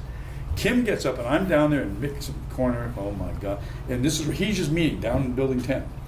And they're going through the day's yields. And so first shift yield 19.2. That had, by the way, they had all these things: ink yield, slit yield, Ross yield, cartridge amplitude. Because we had things, and then ones that were pulled off the cartridge, they went spun right. We had a little bugs sometimes on length. But anyway, then there's this other jumbo shows up and it says EWR 3356, amplitude 39 dB. Okay, orientation 3.9. Okay, defects 0. Okay, yield 98.7. You know, da da da. And he says, "What the heck's that?" He says, "Oh," Kim says, "Oh, that is the thing you didn't want to hear about. That's the engineering run we ran 2 nights ago, and that did it." I mean, they closed the meeting. He called me. Mick said, "I didn't know anything about this." I said, "That's right." And plausible deniability. I just said, "Nope, it's mine. I did it. And if you want to fire me, fine. But you shouldn't be shipping this product. You should ship this one." And so they said, "Okay." Then Baker, product test. Lynn Baker. Lynn, yeah. He calls a meeting for Monday. He said, "I want you to pitch what you did to my team." Because they're living with the day-to-day realities of what they're trying to do to test this. And he's saying, "I have a window," because we were on some regression Now, testing. this is where And- I found out about it about this Yep. time, but I still don't know why you didn't see me at first, because I would have given anything to be a Because I was being told, remember, well, I knew you did, but remember, Gus had his own battles. No, I had, Gus and I were like, Okay, look, I we'd love scream, it. we'd scream at All each I other. know is, One at a time, please. all I know is, Al, to answer your question, we did it under the table, but once we had the numbers, then it was a question of why are we making Pegasus? And we had enough in the bank, and with those kind of yields, we could repopulate in 4 days, and that's exactly what we did. Yeah. But that was in '83. But guess what other problem we had then? That was in '83? The I don't think total so. world supply, it was November of '83, but by the time it was January when we started getting Sonoida, but we started shipping Pegasus, we had the inventory built. Yeah, in '85. 84 was when, I'm pretty sure we started doing, what do they call it, early ships? Where they think, and beta tests or something, so, and we shipped Pegasus. But And we had- do but that on a limited scale. We don't beta test ship to But the world. remember, hold on, now this is where I go back to what I recall about geophysical. They got the beta test and they went, "That's it, I want 10,000. It wasn't, we didn't even have the product announced and they started buying these. I mean, it was that big of a Exactly, home run. okay. But we were building an inventory because we knew after announced the volumes the stuff that was coming back from the banks, geophysical, the government. They didn't want just 1,000 drives and 10,000 cartridges. Remember, we thought we could ship them all with 100, I think it was, or something. Do you remember, Joel? It was 100, I think.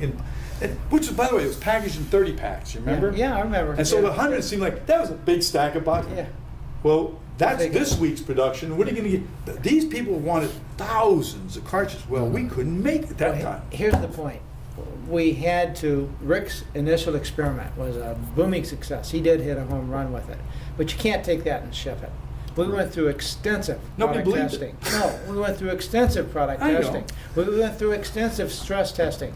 We even overdid the limits to make sure that there was nothing that was going to, flare up on us. And nothing did. Yeah. And it took us the better part of, I don't know, I'm not going to say a year, but it must have been, at Just least 9 9 months or so.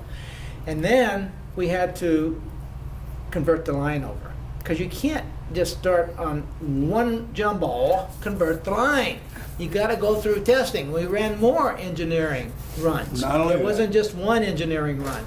We populated lots of cartridges. We did a heck of a lot of The testing. other thing is, there was no commercial source for the binder.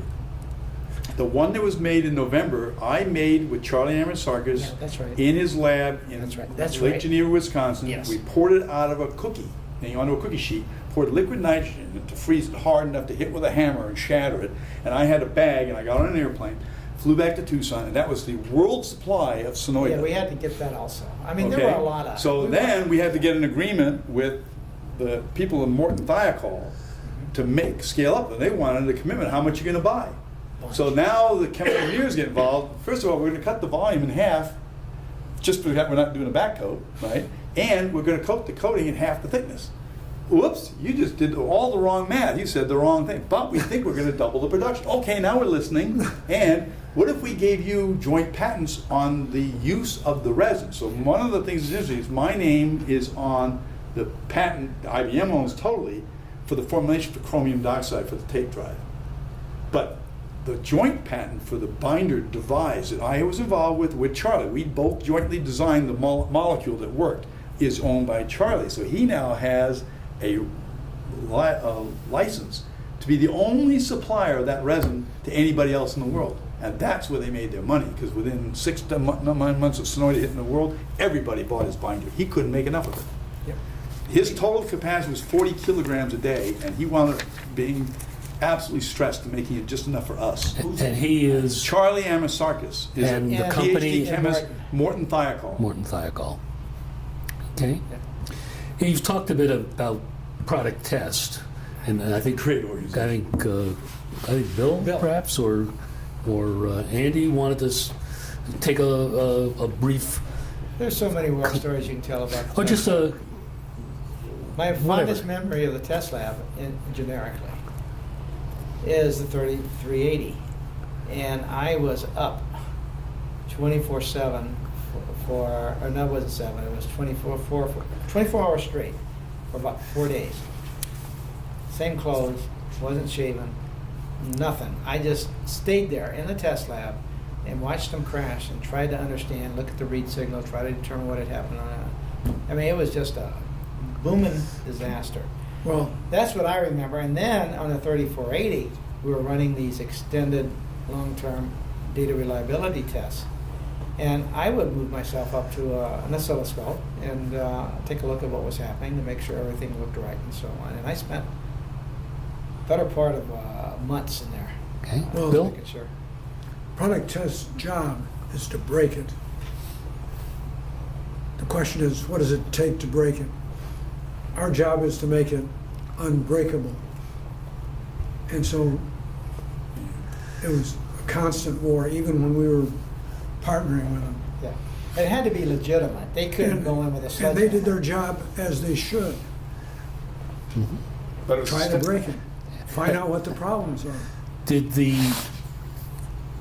tape folks do product tests the same way that this drives? ABC tests, system ABC tests? Yeah, we have ABC tests. engineering verification. Then, Yeah, it was EVT, And then- And then EVT, engineering DVT. verifications. right. No, and there was one in between, and then it was MVT.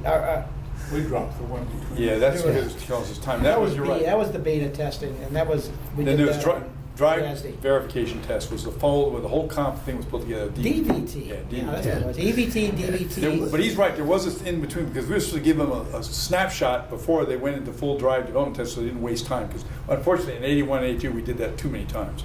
Yeah. EVT, DVT, which were primarily announce. for the for development to see what was really happening, and then there was MVT. Yeah, manufacturing. Manufacturing verification. verification. Final one. Now So you're we running used shit. the first two, and that's where we really got hit in the face with all this cupping and all that. And some of that we saw in the lab, but fell out from there, the hard bands, all that sort of stuff.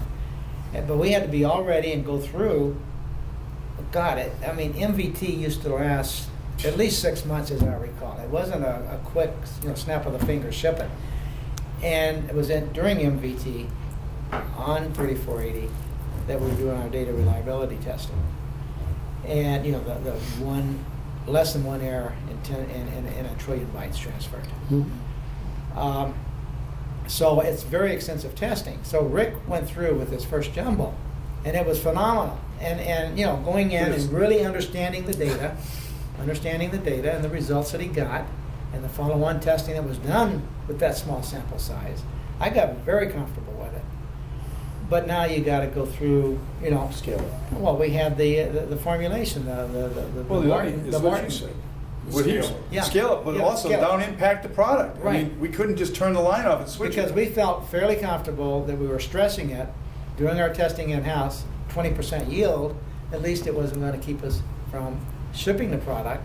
But we had to get that in as soon as possible because we weren't going to let that crap stay in the customers' areas because we wanted the good stuff. We don't want, some customers to have Pegasus and others to have But IBM Sonoida. also didn't want to badmouth everyone. We wanted the product to be universally acceptable. Exactly, and so that's, So we did the right so there thing. was a lot of hurry to get this into manufacturing, and Raj Raheja finally vanished from sight. I mean, sight, S-I-T-E and S-I-G-H-T. Fleming He Golden was took gone. over. And then Fleming Golden took over. I think I had Remember him? a hell of a long talk with Gus Osvaldes on that, because when Rick unfolded to me that war story, I remember going to Gus. Gus was our ally. Well, he did, it amazed me. Anyway, the other thing, relative to his question about this thing, on the management of this thing, one of the things I would say that came out, because like I said, the following Monday after we did this run, and Baker and Tom Reed and what's his name? It was Those are key. Tom Roy. Oh, yeah. Tom Roy. Yeah, he's another Okay? first time guy. Yeah. They literally, in my empathy for all of you people, anybody listening to this tape, sitting through 3 hours of me describing Sonoida, the chemical formulation, how You it guys was were built. lucky. These guys were really because they had questions because they're trying to do is get a fundamental understanding of why this stuff does what it does, because they're trying to commit to an accelerated schedule without all this data that he's talking about, because we're under the gun. This product is a home run. We can't turn the spigot off, okay? So I walked through that. When I left, I was exhausted because these guys were asking a lot of good questions.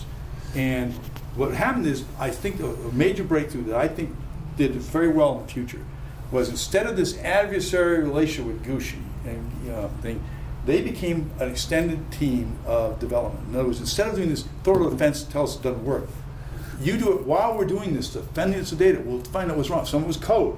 Well, you don't break the code and then if you find there's a bug, let's work on it this night and keep going. So we did this, and our time to data, like when we did 3590, we did it in 6 months. Yeah. And you think about it, we were never done that in the old days. The reason is test was our ally. They were not, by the way, they Well, we didn't had to fudge try to improve the anything. technology Yeah. base too. Was there a Take organizational paths, change that resulted? It was test, at one time, product test. There was, as you remember, there was that quality assurance organization too for a while that It really was went up and down. Kinucci that was up here, Yeah. and Liticote was working for Uchi, and I think it was Liticote. It was our And ally. his team- Litico came out of development into the test. I've had empathy for development and why. No, he did. He drove it. He did, no doubt about it. He Yeah, did it. Yeah, yeah. Yeah, I think at San Jose, for example, for quite a while, the product test reported up through the site manager, Yeah. and the development engineers reported up to the lab director. you're right. And they didn't meet until No, until it was way up Same there. went there, and Yeah. there was a tendency for adversarial relationship. Yeah. I have a Well, the other thing is the culture at that time. If you weren't doing your job, you rubber stamp what development gave you. I mean, that was your job, to find the holes. Like you said, break it. Yeah. Well, I was trying to tell them, you guys keep working on breaking it, but I'll tell you why you ain't gonna break. This is why. And by the way, in the meantime, I'm going to keep exploring the weak links of this. Like, we didn't know what the modules would be. What I was finding out is it took us till '86, and this was a guy. I don't know if you remember when we got Sam Falcone, a PhD chemist who went to school at ASU, who was a urethane chemist, okay? He joined and he did some really nice work independently to verify the chemical reactions. And it wound up being, there's a synthesis, you can use chrome dioxide to make a very oddball reaction. And he wound up getting not a patent, but a chemical paper. We did that at ACS, So- American Chemical Society. My point was, as we fundamentally understood more and more of this, we could then do predictive design. Now, that is a huge breakthrough, because instead of mix and stir and coat 17 things, he said, if you do this, we do 2 iterations, run DMA. We could literally make coatings in 50 cc mills, Eiger mills, coat it in a little strip this long, and tell you what the tape would look like. Yeah. We didn't have to, and we ran. That's what we drove the industry. And by Except then, for glue dot embossment. You wouldn't have caught that. no, that's manufactured. But by the way, Sonoida doesn't emboss like Pegasus. The Modulus is that much tighter, and the glass transition is 42. By the way, the more you age it, the harder it gets. Don't take that to heart. No, I'm not. So, Bill, By the way, the I have a question. 50-year-old tapes have So- gotten better, not worse. So I have a question for Bill. You were at STK by this time? By the time the 30... 87 to 92. So you were a competitor to the 3480. No, yeah, 87 I left Brown Disc to 95. So you were at Brown Disc during this, as Pegasus and the follow. 84 to 87 at Brown Disc. 87. Okay, so then you went to STK, Yeah, and you were working on the STK equivalent product, Yep. yep. and And buying. So STK was making its media, or No. We never made media. right? So, what was your perspective of this media suppliers from an STK point Bring it of on. view? I beg your pardon? Bring it on. Bring it on. Did you see the problems these guys have No, been telling us about? didn't see any. They didn't have a Guess what? proficient By the test time, can I answer? Because there was what the heck was it? Lionheart. Your media guy at STK was Lionheart, wasn't it? His name? Mike Lenhart. Lenhart, okay? Yeah, I remember. I get a call from, I think, look, one of the things I've learned early on is you can be competitors in some ways, but sometimes for the good of the customers, basically you got to stop this horse shit. Tell people the truth, okay? But you don't give away the family jewels. It's not mine to do it. It's IBM owned it, right? But he calls me and said, what is different about your tape? And I said, well, we were already telling customers, so why can't I tell you? See, that's my answer. I didn't ask for permission. You asked for, what do you go? Don't ask for permission, ask for forgiveness. So that's exactly it. So he calls me at night at my home. How he got my phone number, I think he got it from Lamar, because Lamar Nix had left IBM and had gone to SDK because he wanted to work with Bill. Okay. So he gives me this call, and I told him, don't use anybody's tape but Anacomp, IBM's, because they're all our binder. And so they never had the problem, but the big thing is, what hurt us was we stopped we did the long length tape, and that was it. We never did the 1,000 gigabyte that they did, Redwood. They never did it. They used that chrome media for a lot longer. The product that burned me was we were working on 1,000 Ørsted chrome small particle that had a better output than MP, didn't need a back coat, and gave you a higher modulus and better coat. We should have never done MP, but I lost that to John because he was in love with Fuji. And MP is Metal particle. And I'm not picking on John. There were decisions being made, but we were much better. Chrome dioxide was a really good, but it got a bad rap because the Japanese had all the patents on cobalt modified.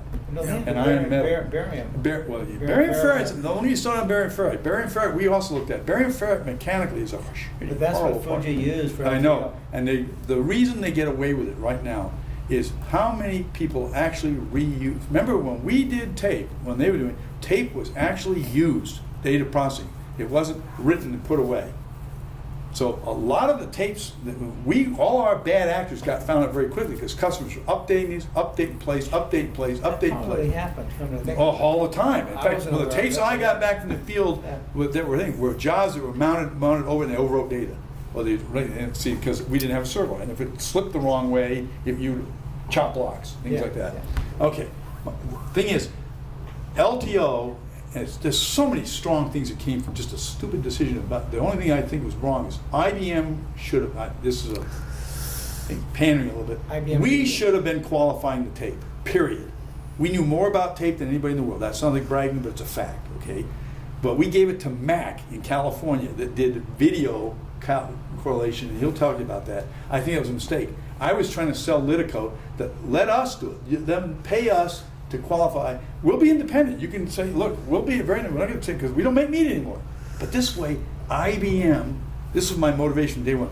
You want to design the media that doesn't damage your heads. Doesn't damage. So once you do that, you make one. People will copy yours or buy it from whoever you qualify. So if we know this, we had the leadership in the code. We had the leadership in the heads. We had the leader. So there was absolutely no reason for us not to do the media. But he didn't want it. There was some. And by the way, I was on that channel originally. But by the time it went to the committee, he kicked me off with Childers on it.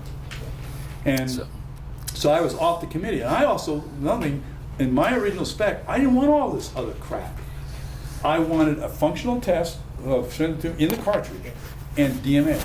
I wanted the glass transition, I wanted the magnetics, and I wanted the tape. But nobody else even knew how to measure it. I said, fine, we'll measure it for you. Send us the tapes. Are you going to be here tomorrow? Not if you guys are. Well, John's had going to enough. talk about the same stuff for Fujifilm and so on tomorrow. And by the way, they LTO. won. They are the last. Oh, last Friday. Yeah. LTO's Friday. That's right. Thursday. Thursday. But- Because there could be a real battle that rages, and it'd be better. No, it's not a battle. I mean, it's a different perspective. What I'm saying is, give him the credit. There was a thing called TRX. We started working on what are we going to do with the next technology, and there was a guy that came out of San Jose who pitched to Abizaya. No, microcode guy. Yard. In the 90s, before. Program. No. When TRX, we had the TRX. The Travan was was an 8mm product, and we started working on using our technology that we were working on simultaneously with 3M to do the 35/7, the midpoint Right. load Yeah, tape, yeah. which was a really interesting little tape out with 2 reels in the cartridge and midpoint load. There was some technical problems with it, but it worked when we got it solved. shipped it. And I was dead wrong. Great. I wanted it flat. I wanted the tape flat. I was wrong. We wanted it negatively cut. Because If I could take this conversation Yep. away from maybe some my of these point secondary was that issues. there was a lot of parallel. This one of the things that's happening in the tape industry anyway Yeah. is parallel development, and we had a lot of it, and we really benefited from the fact that we weren't on an island with STK or in that sense or our competitors because So we talked. People kept swapping. We've made it very clear of the advances of 3480 over reel-to-reel. But reel-to-reel really wasn't that bad. No. No, and I'd like to hear a little bit, Well- maybe from Bill, about some of his reel-to-reel experiences, both on the drive and on the media side, more so than, Travan or LTO, which we could do other. But, by the time the 3420, Well, let me just give you a little lead into that, which is very important. The 3420 Model 8 wasn't cutting it, and that was our mainstay. That was our tape drive. There was a lot of money to be made on tape, a lot of reason for tape in the marketplace. But we were having reliability problems, is my understanding. IBM gave John Carter, I think it was, a pocket full of money to come build this plant site. I don't know why Michael. And it was to produce a state-of-the-art, leading-edge tape drive. And so that was the real story, and I think you can understand that there were problems with the 3420. It wasn't measuring up. We weren't leaders in the tape area, and when we really focused in on 3480, we started to build our niche in the marketplace, which we had almost lost altogether with the 3420 because it wasn't cut it. That's my understanding. I don't know. You can add or subtract from that, Bill. Oh, I think that's a good summary. Bill? There's another. Bill. Joel? That's right. Jeez. There's Bill? another piece to that. And Well- that is, okay. He can talk from the back, we said, right? When he's recognized. Well, go ahead. I've been quiet all day. I know. Give me a break. You've been great. Another piece of what Andy's bringing out is also we developed a lot of 3420 competitors. Right. And the STK or whoever it was, we had a lot of competitors at that time. And the name of the game was differentiate ourselves. And that was another factor in why the 3480 came about. Not the only factor, there's many of Yeah, them. that's a good But point. one more piece of that pie was why do we want to be like everybody else? Right. We got to be a leader, we have to be different. And that was one piece of the puzzle of making the 3480. We should explore that. Yeah, I'd like to understand a little bit more about the time when you had the 3420 and Yeah, Well, market go share. back. and the competitors and what they were doing and what sort of innovations they had Yeah, no, that were giving you trouble in the marketplace. Yeah. Well, it was more market share Okay, driven. one at a time. That was Cost. Gardner Hendry. Right. Immediately preceding this, and prior to that was Joel Levine. So we can get it on the record properly. But I think Bill may perhaps have the only experience going back to the 727 and seeing the entire spectrum of tape. Joel too? claims to be that old. Joel's that old. So we get Joel tomorrow. This is our one chance with Bill. Well, tape drives are an incredibly mechanical, electrical, what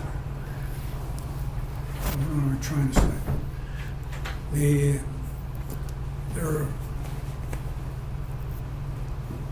The inventions required to run tape from the very beginning of vacuum columns to the prolay to the electronics that allow us to run slow and stream fast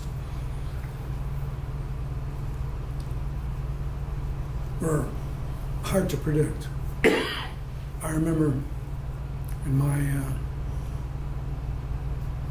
thesis defense at Purdue, I did a moon orbit, and one professor said, "What are you using to control your moon orbiting vehicle?" I said, "IBM 3090. I said, "How much does that cost?" I said, "About $3 million. He says, "Do you think it's practical to put a $3 million device and to do a moonshot?" And then I'll say to him something I'll never forget. I says, "Well, I would imagine someday that'll be on a chip." Good for you, Bill. Right on. And the pairing of the mechanical capability with the electrical capability and putting those two together, because the error correction codes, which came from the math guys, the head flying and MR heads came from the magnetic guys. And, The media. oh yeah, there was media. Yeah, there was a media there, and it was phenomenal. Yeah, when we got to the high coercivity medias and had all that data in a small block, we could run it into a cache and handle the media however we wanted to. I can remember the 727s, these big hot motors in the back going back and forth. Vacuum columns that needed to be cleaned. It was just, and the transition from vacuum columns to the 3480 type devices where there is no vacuum. It allows you small form factors take up, well, you remember. Isn't there still a vacuum in the guides, but it's a much less of a there? No, all air pressure, and there's It's negative positive pressure? Well, actually, there's in the decoupler, you remember that? Yeah, we'll talk about that in detail on Wednesday, I But believe. there is no negative side, there is a weak pressure side Side that- on the cleaner to blade. decouple. You remember still have that? the problem is always Sorry. you got these big massive reels with big mass on them that are hard to move, and yet you want the tape to move at a fast rate, but you Much want slower, to start yeah. and stop. And so how do you do that cleverly? Well, it becomes much easier to do when you have high density recording, Because because you don't need to move as much tape to get that data. And when you have massive buffers that allow you to read forward and not have to start fast, because we cached everything ahead of time. So when the computer wanted it, it came out of memory. And we could use a slow start time, cache more. So it was a marriage of not every, but many different engineering technologies. Yeah. You know, Mechanical, electrical, chemical. I mean, arguably the mechanism in the older drives was more challenging because you were literally accelerating and decelerating at much higher rates and that's moving right. things around, which, you know, the High buffering maintenance. sort of made the engineering job perhaps a little easier. High maintenance, high failure rates, those were all the problems. It was a big piece of problem there. that can be resolved, Well, was resolved. Air with correction technology. codes, double air correction. Yep. Another thing, one of the things that happened later, he hit a key piece that I think is critical. Tape has evolved, which is one of the things, it's been pronounced dead at least 6 times I know of, okay? But the irony is, as new technology opens up advantages in other places, we were able to use it in tape to expand tape. So one of the things that happened in the LTO time frame and in the enterprise at Oracle now and SDK we're working with, is people don't understand that we don't do sector correction or single track, anything like that. The data that's written out of a modern tape buffer doesn't look anything like what you think you used to write. It goes into it because buffers are cheap. What he calls cache now is cheap. And and tape, the data processing rate is unbelievably fast. We go at least 3 to 4 clock speed faster in the buffer than we do to write on tape. You're right. But we literally take all the data, throw it in a matrix. All the data is a matrix. We don't write that data. We write matrix equations on each one of the tracks to rebuild the matrix, which means you can literally blow a hole in the tape and get all the data back. All of it. Not just some, all of it. And the thing is, you can have 4 tracks out of 16 dead as a doornail and get all the data. Right. Because it's the matrix. Now we're already to 10 to the 16th error correction. And you say, well, these are all funny numbers. In some architectures, it is, okay? But in tape, because of the way it's written in a matrix, and these guys in Zurich, IBM and Zurich, I don't know what they eat, but everybody else in the world ought to eat this stuff because these guys are creative beyond belief. Well, that's Arvind Patel. He gave us the adaptive Yep. prosperity for the 3480, and he but- was in manufacturing and research in San Jose. And one of the first members of the IBM Academy. Yes, right. And I met Arvind. The problem is yeah. Zurich has taken over that with a team in Zurich, they're just unbelievable. Zurich, Switzerland, there's like 6 of them. And John will give you the rest of these things, and you see his papers all the time. But that error correction means we can use less media, less tracks, and get all the data back. And it means you can do it so much quicker. Yeah. The other thing is we can lose amplitude, and the other piece is brilliant guy named Larry Tretter, I remember who did Larry. the ASICs, okay? Custom ASICs. Remember, we don't have a single channel preamp to work on like a DASI. I'm not picking on it. I mean, the DASI's amazing. But we barnacled off their technology for a long time, okay? Yep. But what he did is he made ASICs, custom ASICs, with each track could be independently optimized. It was cut with sampling ahead. We could change the gains, the filtering on the fly. Yeah. So we could literally have heads going south and figure out, okay, we'll keep in. Once it got to this head's gone, boop, get rid of it. We don't make errors, we get rid of the head. Then we found out if we called the cleaner cartridge, ran a quick pass of chrome, just for metal tapes, bink, back it comes. Now we started figuring out what's going on. We're getting something collecting. It turned out to be a head design, so I can't tell you how we fixed it, but it was a very subtle materials change in the way we laid the films down that suddenly solved the problem. It's electrochemistry, okay? Yeah. So the net of it is we're learning a great deal. Tape today is nothing like it was even 20 years ago. Bill, given your, 50 years experience in the tape industry?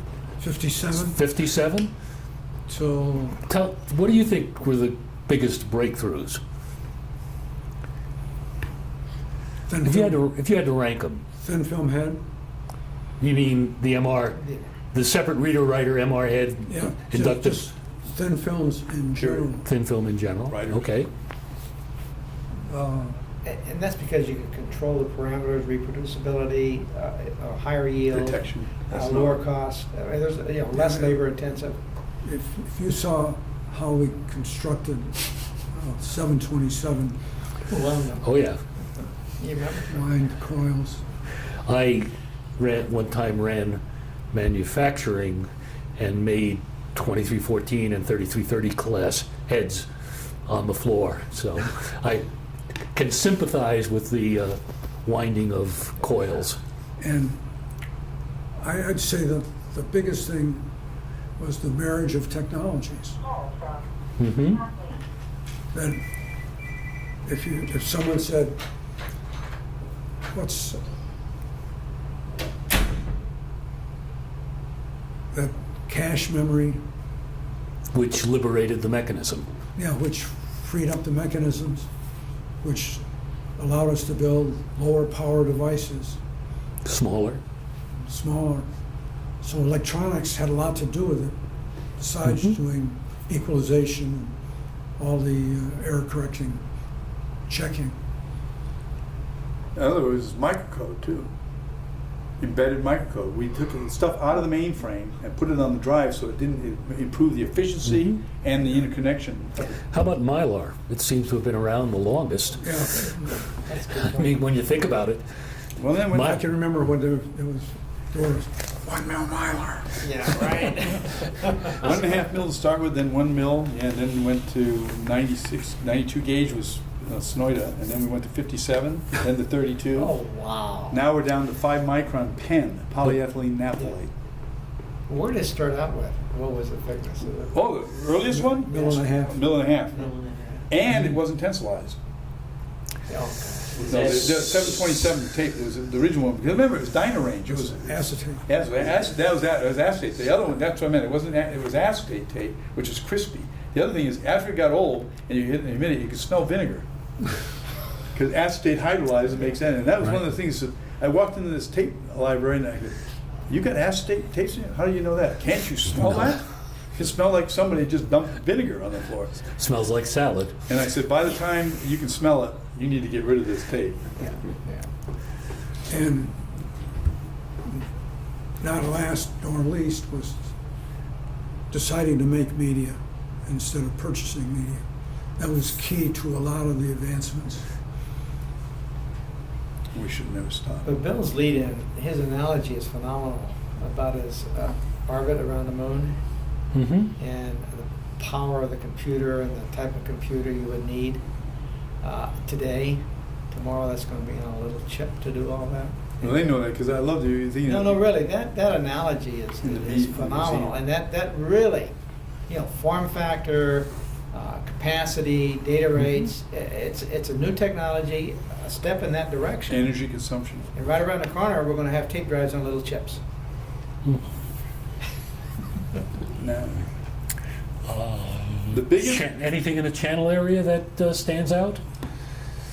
Error correction codes. Error correction code? And the right equalization was Yeah, really key. right. Equalization. Mm-hmm. And then the actual channel design itself, the circuitry, the ASIC modules, the use of higher density. Mm-hmm. Self-correction. Individual. Well, what's the worst problem you encountered? It gave you most of that gray hair. I probably mislabeled it earlier. Stiction. Stiction. That drove Back to the acetate and, well, I guess acetate not so Well, much. But we went to Mylar and we tested the hell out of it in product tests, and then almost every drive or media had stiction of one form or another. And we just had to learn how to deal with it. And for each version of media, there was a different recipe for solution.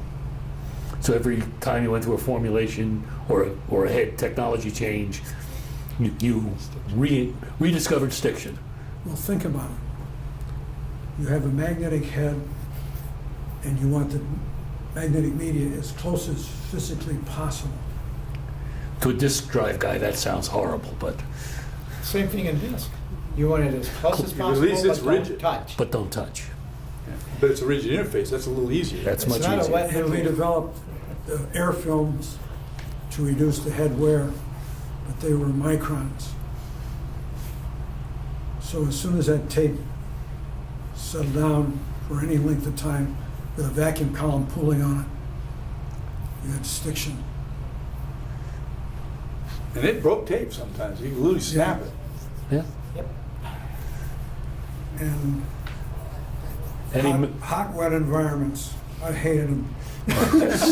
So you moved to I'll Tucson. second that. yeah, I was at I grew up in SyQuest. Chicago, which is hot and wet. Yes, I was at SyQuest for a while, which made a cartridge Winchester disk drive, and we hated Hong Kong and Singapore. It just was very hot, humid, very difficult environment for anything that's interchangeable. The disk drive guys solved that problem, fixed the disk. Well, our problem with hot wet was that we made a portable product. Because in computer rooms, it doesn't get hot and wet. Right. It's when you take this out, put it in a truck, ship it to your Customer. customer down the street, and he says, "It's sticky." Yep. Well, like the data logging business, where the tape drives are in the back of a van out in the middle of Oklahoma or Or on a ship. Somebody once pointed out to me that God probably didn't like the oil industry because he sure put it in awful places. There's a lot of oil to be had on land. My dad was a petroleum. Well, Pennsylvania's not bad, but Yeah. you know, Yeah. But we, beyond that, Norway's not Fracking, bad. not But fracking. Yeah. think about some of the other places that oil is, and that's where they do data logging, Yeah. and and that's a oceans. huge tape business. But it's big, and they don't throw it away. It turns out because of They never better optics. It turns out, remember, it's all being refraction. They take these things, they measure sonic wave propagation. Well, as you get better and better knowledge of reflectivity of different kinds of geologic structures, with or without water, with oil and stuff, you get better resolution. You go reprocess data. But if you have to go back and reshoot the log, you're spending millions of dollars to do it. Oh, yeah. Where the data, if it's still there, and you take a newer thing that can go through the granularity of the noise before you filter it, pop. Like Halliburton and Schlumberger were making a fortune by Processing reprocessing the old old data, especially in places with now in Africa and the Middle East that you can't do the logs anymore. I'll give you the best invention, Bill's best invention. the prolay. Yeah. I'm sorry, I don't know what that is. In the IBM 726 and 727, you had a moving coil that would actuate a pinch roller into a motor when you wanted to move it, into a stop capstan if you wanted to stop it. That was replaced with a prolay, which was a magnetic gadget that had one position on one side, one position on the other side, position this way and position this way. So you had coils, opposing coils, and a 1, 2, 3, 4 position with how you energize the coils. Mm-hmm. And so you got rid of moving coil actuator and it boiled down to just a little tiny thing on the front of the tape drive. This was directing the tape? It literally start motion. It was what pushed the tape against The the drive capstan. motor or against the stop capstan. Okay. Of course, that all disappeared when we went to direct drive. Right.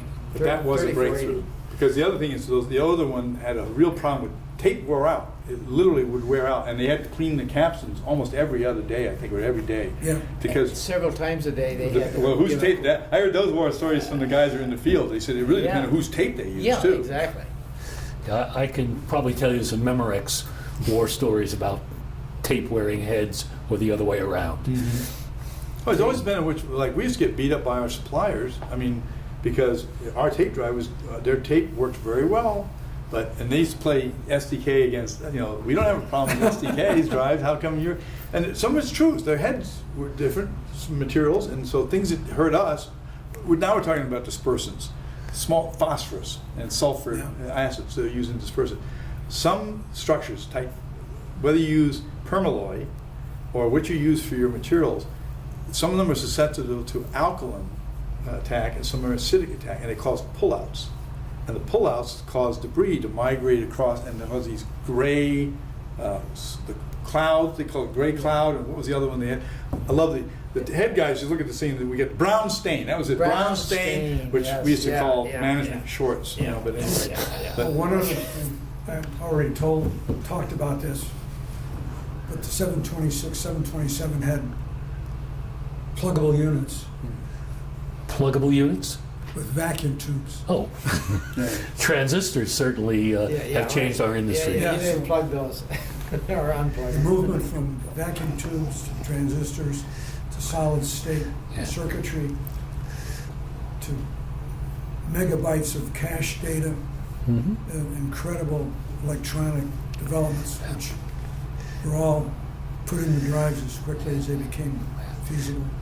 I haven't tracked tape, but I can tell you that disk areal density since 1957 has been exceeding Moore's law, Yeah. So, but probably next year will fall beneath. But as of today, if you plotted the aerial density of disk drives from the first RAMAC in November of '57 to today, the current aerial density is above a doubling every 2-year line since November 1957. I think you tape guys probably, if you looked at cost We're way per, low. if you put a cost per byte though, cost per Oh, we've always terabyte, been there. Well, you've that's- blown Moore's law away And also. that doesn't include the energy. The big thing, when we do these costs of ownership, the real thing is energy, because tapes, literally, you have huge capacities that you only power up and use electricity to read or to write the first time, then you put them away. The other big innovation, and we haven't mentioned at all, is automation. Because what's becoming different, which is not good for tape drive manufacturers. In the old days, tape manufacturers wanted they would sell lots of tape, but drive manufacturers would sell lots of drives. Well, when we actually moved from data processing and backup to archive, the number of physical volumes relative to a tape drive has gone way off the charts. So where the money is, and by the way, the other thing was wrong, and anybody that was involved with check imaging has a clear example of this, because that is a classic example of why you don't just back up data from a disk drive. Because if you back up data, it's all randomly put back on the backups. And if you want to reconstruct a check image of your account, Bill Phillips's bank account, they have to go mount 40 or 50 different drives to reconstruct the sectors that this is all on the disk drive.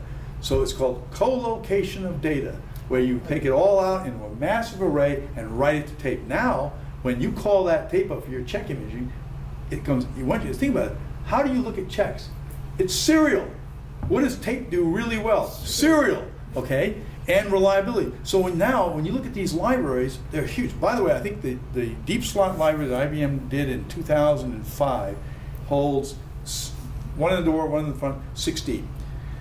I think it's 60,000 cartridges in a thing about the size of this table. Well, not even that wide. It's about this 60,000 cartridges in a library? library. And now they're at 10 terabytes per, Yeah, no, okay? oh, I know, that's the And LTL. the thought was, well, this could be timed to data because the one's in the back. So these smart code guys, I love it. You give the guys the problem, let them solve it. They keep track, because buffers and cheap computers are all over the place. They keep track of the inventory. When was the last time you called this cartridge? And it's been called up, and you can do a protocol daily, monthly, or whatever. Goes to the front door and the thing, and it's kept near the drives. So they get the mount time is like this. It's unbelievable. While you're doing the query, the thing's being loaded. So these things look like they're a virtual tape drive. A disk drive. They're that fast. Now I'm not talking about random. I'm talking about sequential. Because once you load it, you say, okay, now I want to check. It's there. Okay. So it's unbelievable what tapes are doing, but it's really architecture now and management of data. The other thing is archive. What's the real challenge of archive? It used to be 7 years because of the federal government and things like that. And that's with 7-year life. And then it became 10, depending on something. Then you talk about medical, 100 years, because people live longer and that you're liable for a long period of time. The other thing is, do you want compression? No. Lossless compression, because what happens in 50 years if you looking at an X-ray and you look at, now you have better resolution, you want to get that data, you want lossless compression. So you just can't get your capacity. Remember we used to think it was 100 meg, but with compression we can get 500 megabytes. They don't care. One in, one ear out the other. Well, what's the capacity? Yeah. There are lossless Yes, there are. compressions. But nobody trusts them. And I'm telling you, the people that do archive want every bit of the data, especially music.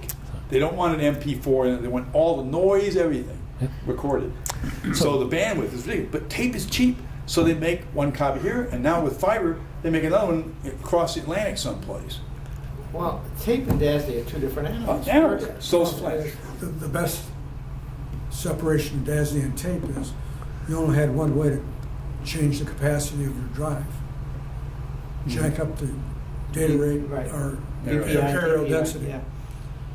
We could slim down the tape, Make it jack longer. up the aerial density, put more tracks. Of course, you had a track density too. We also made thinner discs. Well, the other thing is you did that we haven't done yet. There is a one-stop thing that I've said about many times. And SDK did it when they did their enterprise drive. They put 2 heads on the drive in case the data rate. Now, what does it show you? If you get buffers are cheap, so you get enough buffer. You don't have to do these things sequentially. You can read and write both sides of the tape at the same time, because you don't have to be sequentially looking at data or reading and writing data. Yep. If you do that, you double the density of a cartridge in one fell swoop. Okay, so a 100 terabyte cartridge is now 200. Now, after a while, you say, who cares? You know, think about it. I've just told you we're talking about zettabytes in a library without compression. Now, the bad news is that the world is taking a lot of pictures they don't ever erase, and they store them up, and they call this big thing about the cloud, right? The cloud, that's where the 3480 is, yeah. Or the Yeah. LTO. Well, no, by the way, have you ever talked, this is fun, because 2 years ago, I was at a conference. We're getting way off the topic. Google was talking about their problem. They have a huge disk farm. They're talking about archive. Yeah, and that's guess not what it's true. going on? Tape. Yeah. They're concerned who is going to continue making tape, because we had that discussion in the car. I think the tape data will be there, but what if there's not a drive or software to read it back? Yeah. And you can't afford to archive on DASD. That's why tape will be there, Or and optics. it'll probably be there longer. Sorry.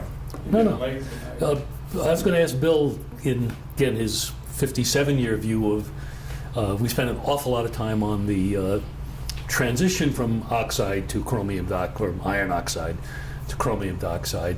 Any things about the growth of iron oxide from the original 727 formulation to the 3420 that you think is memorable in either way, great or terrible? Mylar, chrome itself, being able to harness it, Okay. tame its weird properties. The chemistry of the lubricants. When did lubricants get introduced? Oh, day one. Yeah. Day one? Was it? First? Oh, you didn't believe they used shark oil originally in on some of the early formulations. Yeah. They used whale oil until that was politically incorrect, so they got rid of that. Sharks were fine; nobody liked sharks. Then they went to tridecyl stearate, which was what was used in the MST, and then again in the Chrome Stallion and MSS, used isocetyl stearate. Now I was Did they use involved. RSS? No, they never got into contaminated tape drives. That was my crap. Anyway, that was RSS was my notebook number entry for a lubricant that I made. It worked really well, but it was a total disaster because it contaminated the tape drive and nothing would run on it. It just slide all over the place. But the isocetyl stearate was used in MSS, this thing, and some guy decided when I just got the Boulder to save money and not buy it rectified. Rectified isocetyl stearate is supposedly a liquid, but really it only is a liquid when the isomers aren't pure. So some guy decided to get a cheaper one and save, I think it was $1 a pound or something like that. And so they put it in, and suddenly they started clogging up the silver writer with crystals. That was N-cetyl, the linear form. N-cetyl stearate will move out. And then rectification means you chill the liquid down, and the stuff that solidifies, crystallizes, you can filter off. You paid extra for that. So this guy has saved money. He said, we don't care. And so we had to go back and clean the silver writers all the time. Well, this taught me a lesson about burn-in. They decided to literally agree with me, don't do this, but the building 12, was it, the manufacturing facility in Boulder that made the tape? Not our tape, the development tape. I'm talking about the manufacturer that made MSA and MSS and the ball mills. I think it was 12 or something. But anyway, it was Running running 9. 9. That was 9. I keep saying 10 because of that. Building 11 was where they had the cafeteria and their offices and stuff. And then, yeah, okay. Anyway, my point was that they heated it up, melted it, they thought it was all fine. Guess what? They shipped it, and every one of the drives that got one of those clogged the heads up with this dang wax. They would slowly come back to surface, crystallize it. It was wax. It was just it was a gooey wax, but you can melt it and go back in the tape. It would come back. So this taught me a very big lesson. And one of the challenges he gave me was to work on lubes, as well as in my spare time work on binders and water-based systems. And the lube thing was interesting because at the same time, DASD was working on new and novel lure, and there was the Z-dolls. Z-doll. Okay? And there was an interesting we could have another whole discussion. Because one of the things I love is the team that worked for Ed Barrell and Irma LaBarlow in San Jose, God bless them, and Bruce Prime, Gordon Hall, and they're just amazing people, brilliant, bright people. Well, we collaborate. We talk, over the phone and the VM. Remember the old? Oh gosh, what a crude. But VM, and they learned a lot the hard way of interfacial lubricants. And one of the things that was interesting about the free radical reactions on a disk drive that caused the fluorocarbons, which worked really good, but on long term they would build up little crystals on the back of the slider. And they would literally turn the slider, instead of, they would make it pitch and yaw, one, depending on whose slider it was. By the way, Seagate, because of their design on the suspension, collected it on one edge, so it crashed outboard. The IBM one crashed inboard. No, guess what the solution was? I love these things when you do, it had nothing to do with engineering. Somebody asked, well, gee, why does this stuff stick there? Well, because there's oxide on the back, and oxide acts as a catalytic support for the fluororadicals. Well, then why don't we just fluorinate it to start with? So they fluorinated the back and the problem went away. We never told the world how to do it at San Jose, because how do you reverse engineer with fluorolubes, looking at a slider and find fluorocarbons on it and say, it's just contaminated, they did a crappy job of manufacturing. What we did is we hit it with trifluoro gas and basically put a monolayer of fluoride on the back of the thing and nothing stuck to it. Which hit was that for? 3380. I don't know. I didn't see it, 'cause that was all under the table. Oh, you were on a film disc. No. I did film disc and particulate disc. Both the sliders. They started the original lubes on the particulate disc were not. But remember, the 3380 pore problem was that they were cooking it, and the pore structure was totally erratic. And they would do the glide test and put the lube on and run it across, smear it across, and they passed. This is what taught you another lesson about engineering solutions rather than science. Okay, we did a infrared map. We made a fluorocarbon which glow in the dark, essentially, okay? And so we shine infrared light on it, and we do it after testing. You see these nice little streaks like a phonograph record around it, right? We'd wait a while, spin the disc, and watch the thing go like this, okay? Do you want to ship a product like that? See, that's what you want, is you want to make it lube, that when you put it on, you spread it out, you spin the hell out of it, to 12,000 RPM. In those days, I think we were, what, 7 or 8,000 RPM then? It was a big disc, or 6, it was really 3,600. That's it, 3,600. Yes. Yeah, there's the next little one that we went to, okay. But it was flat, and we started seeing these little things like bow waves. There's some really neat crap, Almaden. This is before it was Almaden, that was the old San Jose research site. God, it has some neat cameras. You know, these high-speed cameras. You can watch these things setting up these little waves, and you send a disc head through it, and watch these bow wave flying. You know, we're talking nanometers. This stuff is now, with atomic force microscopes, everybody's got one. You know, but at that time, it was just awe-inspiring. My point was, once you identify the problem, you can solve it, not just engineering fix it. I think we're pretty I'm much sorry, I at did it the again. end Yeah, I don't blame you. of our day. I really appreciate you guys. And no, asking. I'd like each of you to say, give a 1 minute, 2 minute wrap up. Each of you except Rick, he's already given his wrap up now. Of your perception on where tape is been and going. Just and we'll start with Rick, and I'll cut him off at 2 minutes. There's no end, in my opinion, except for the lack of investment by people that want to continue the business. I think the demand is there. The real challenge is metadata management and migration.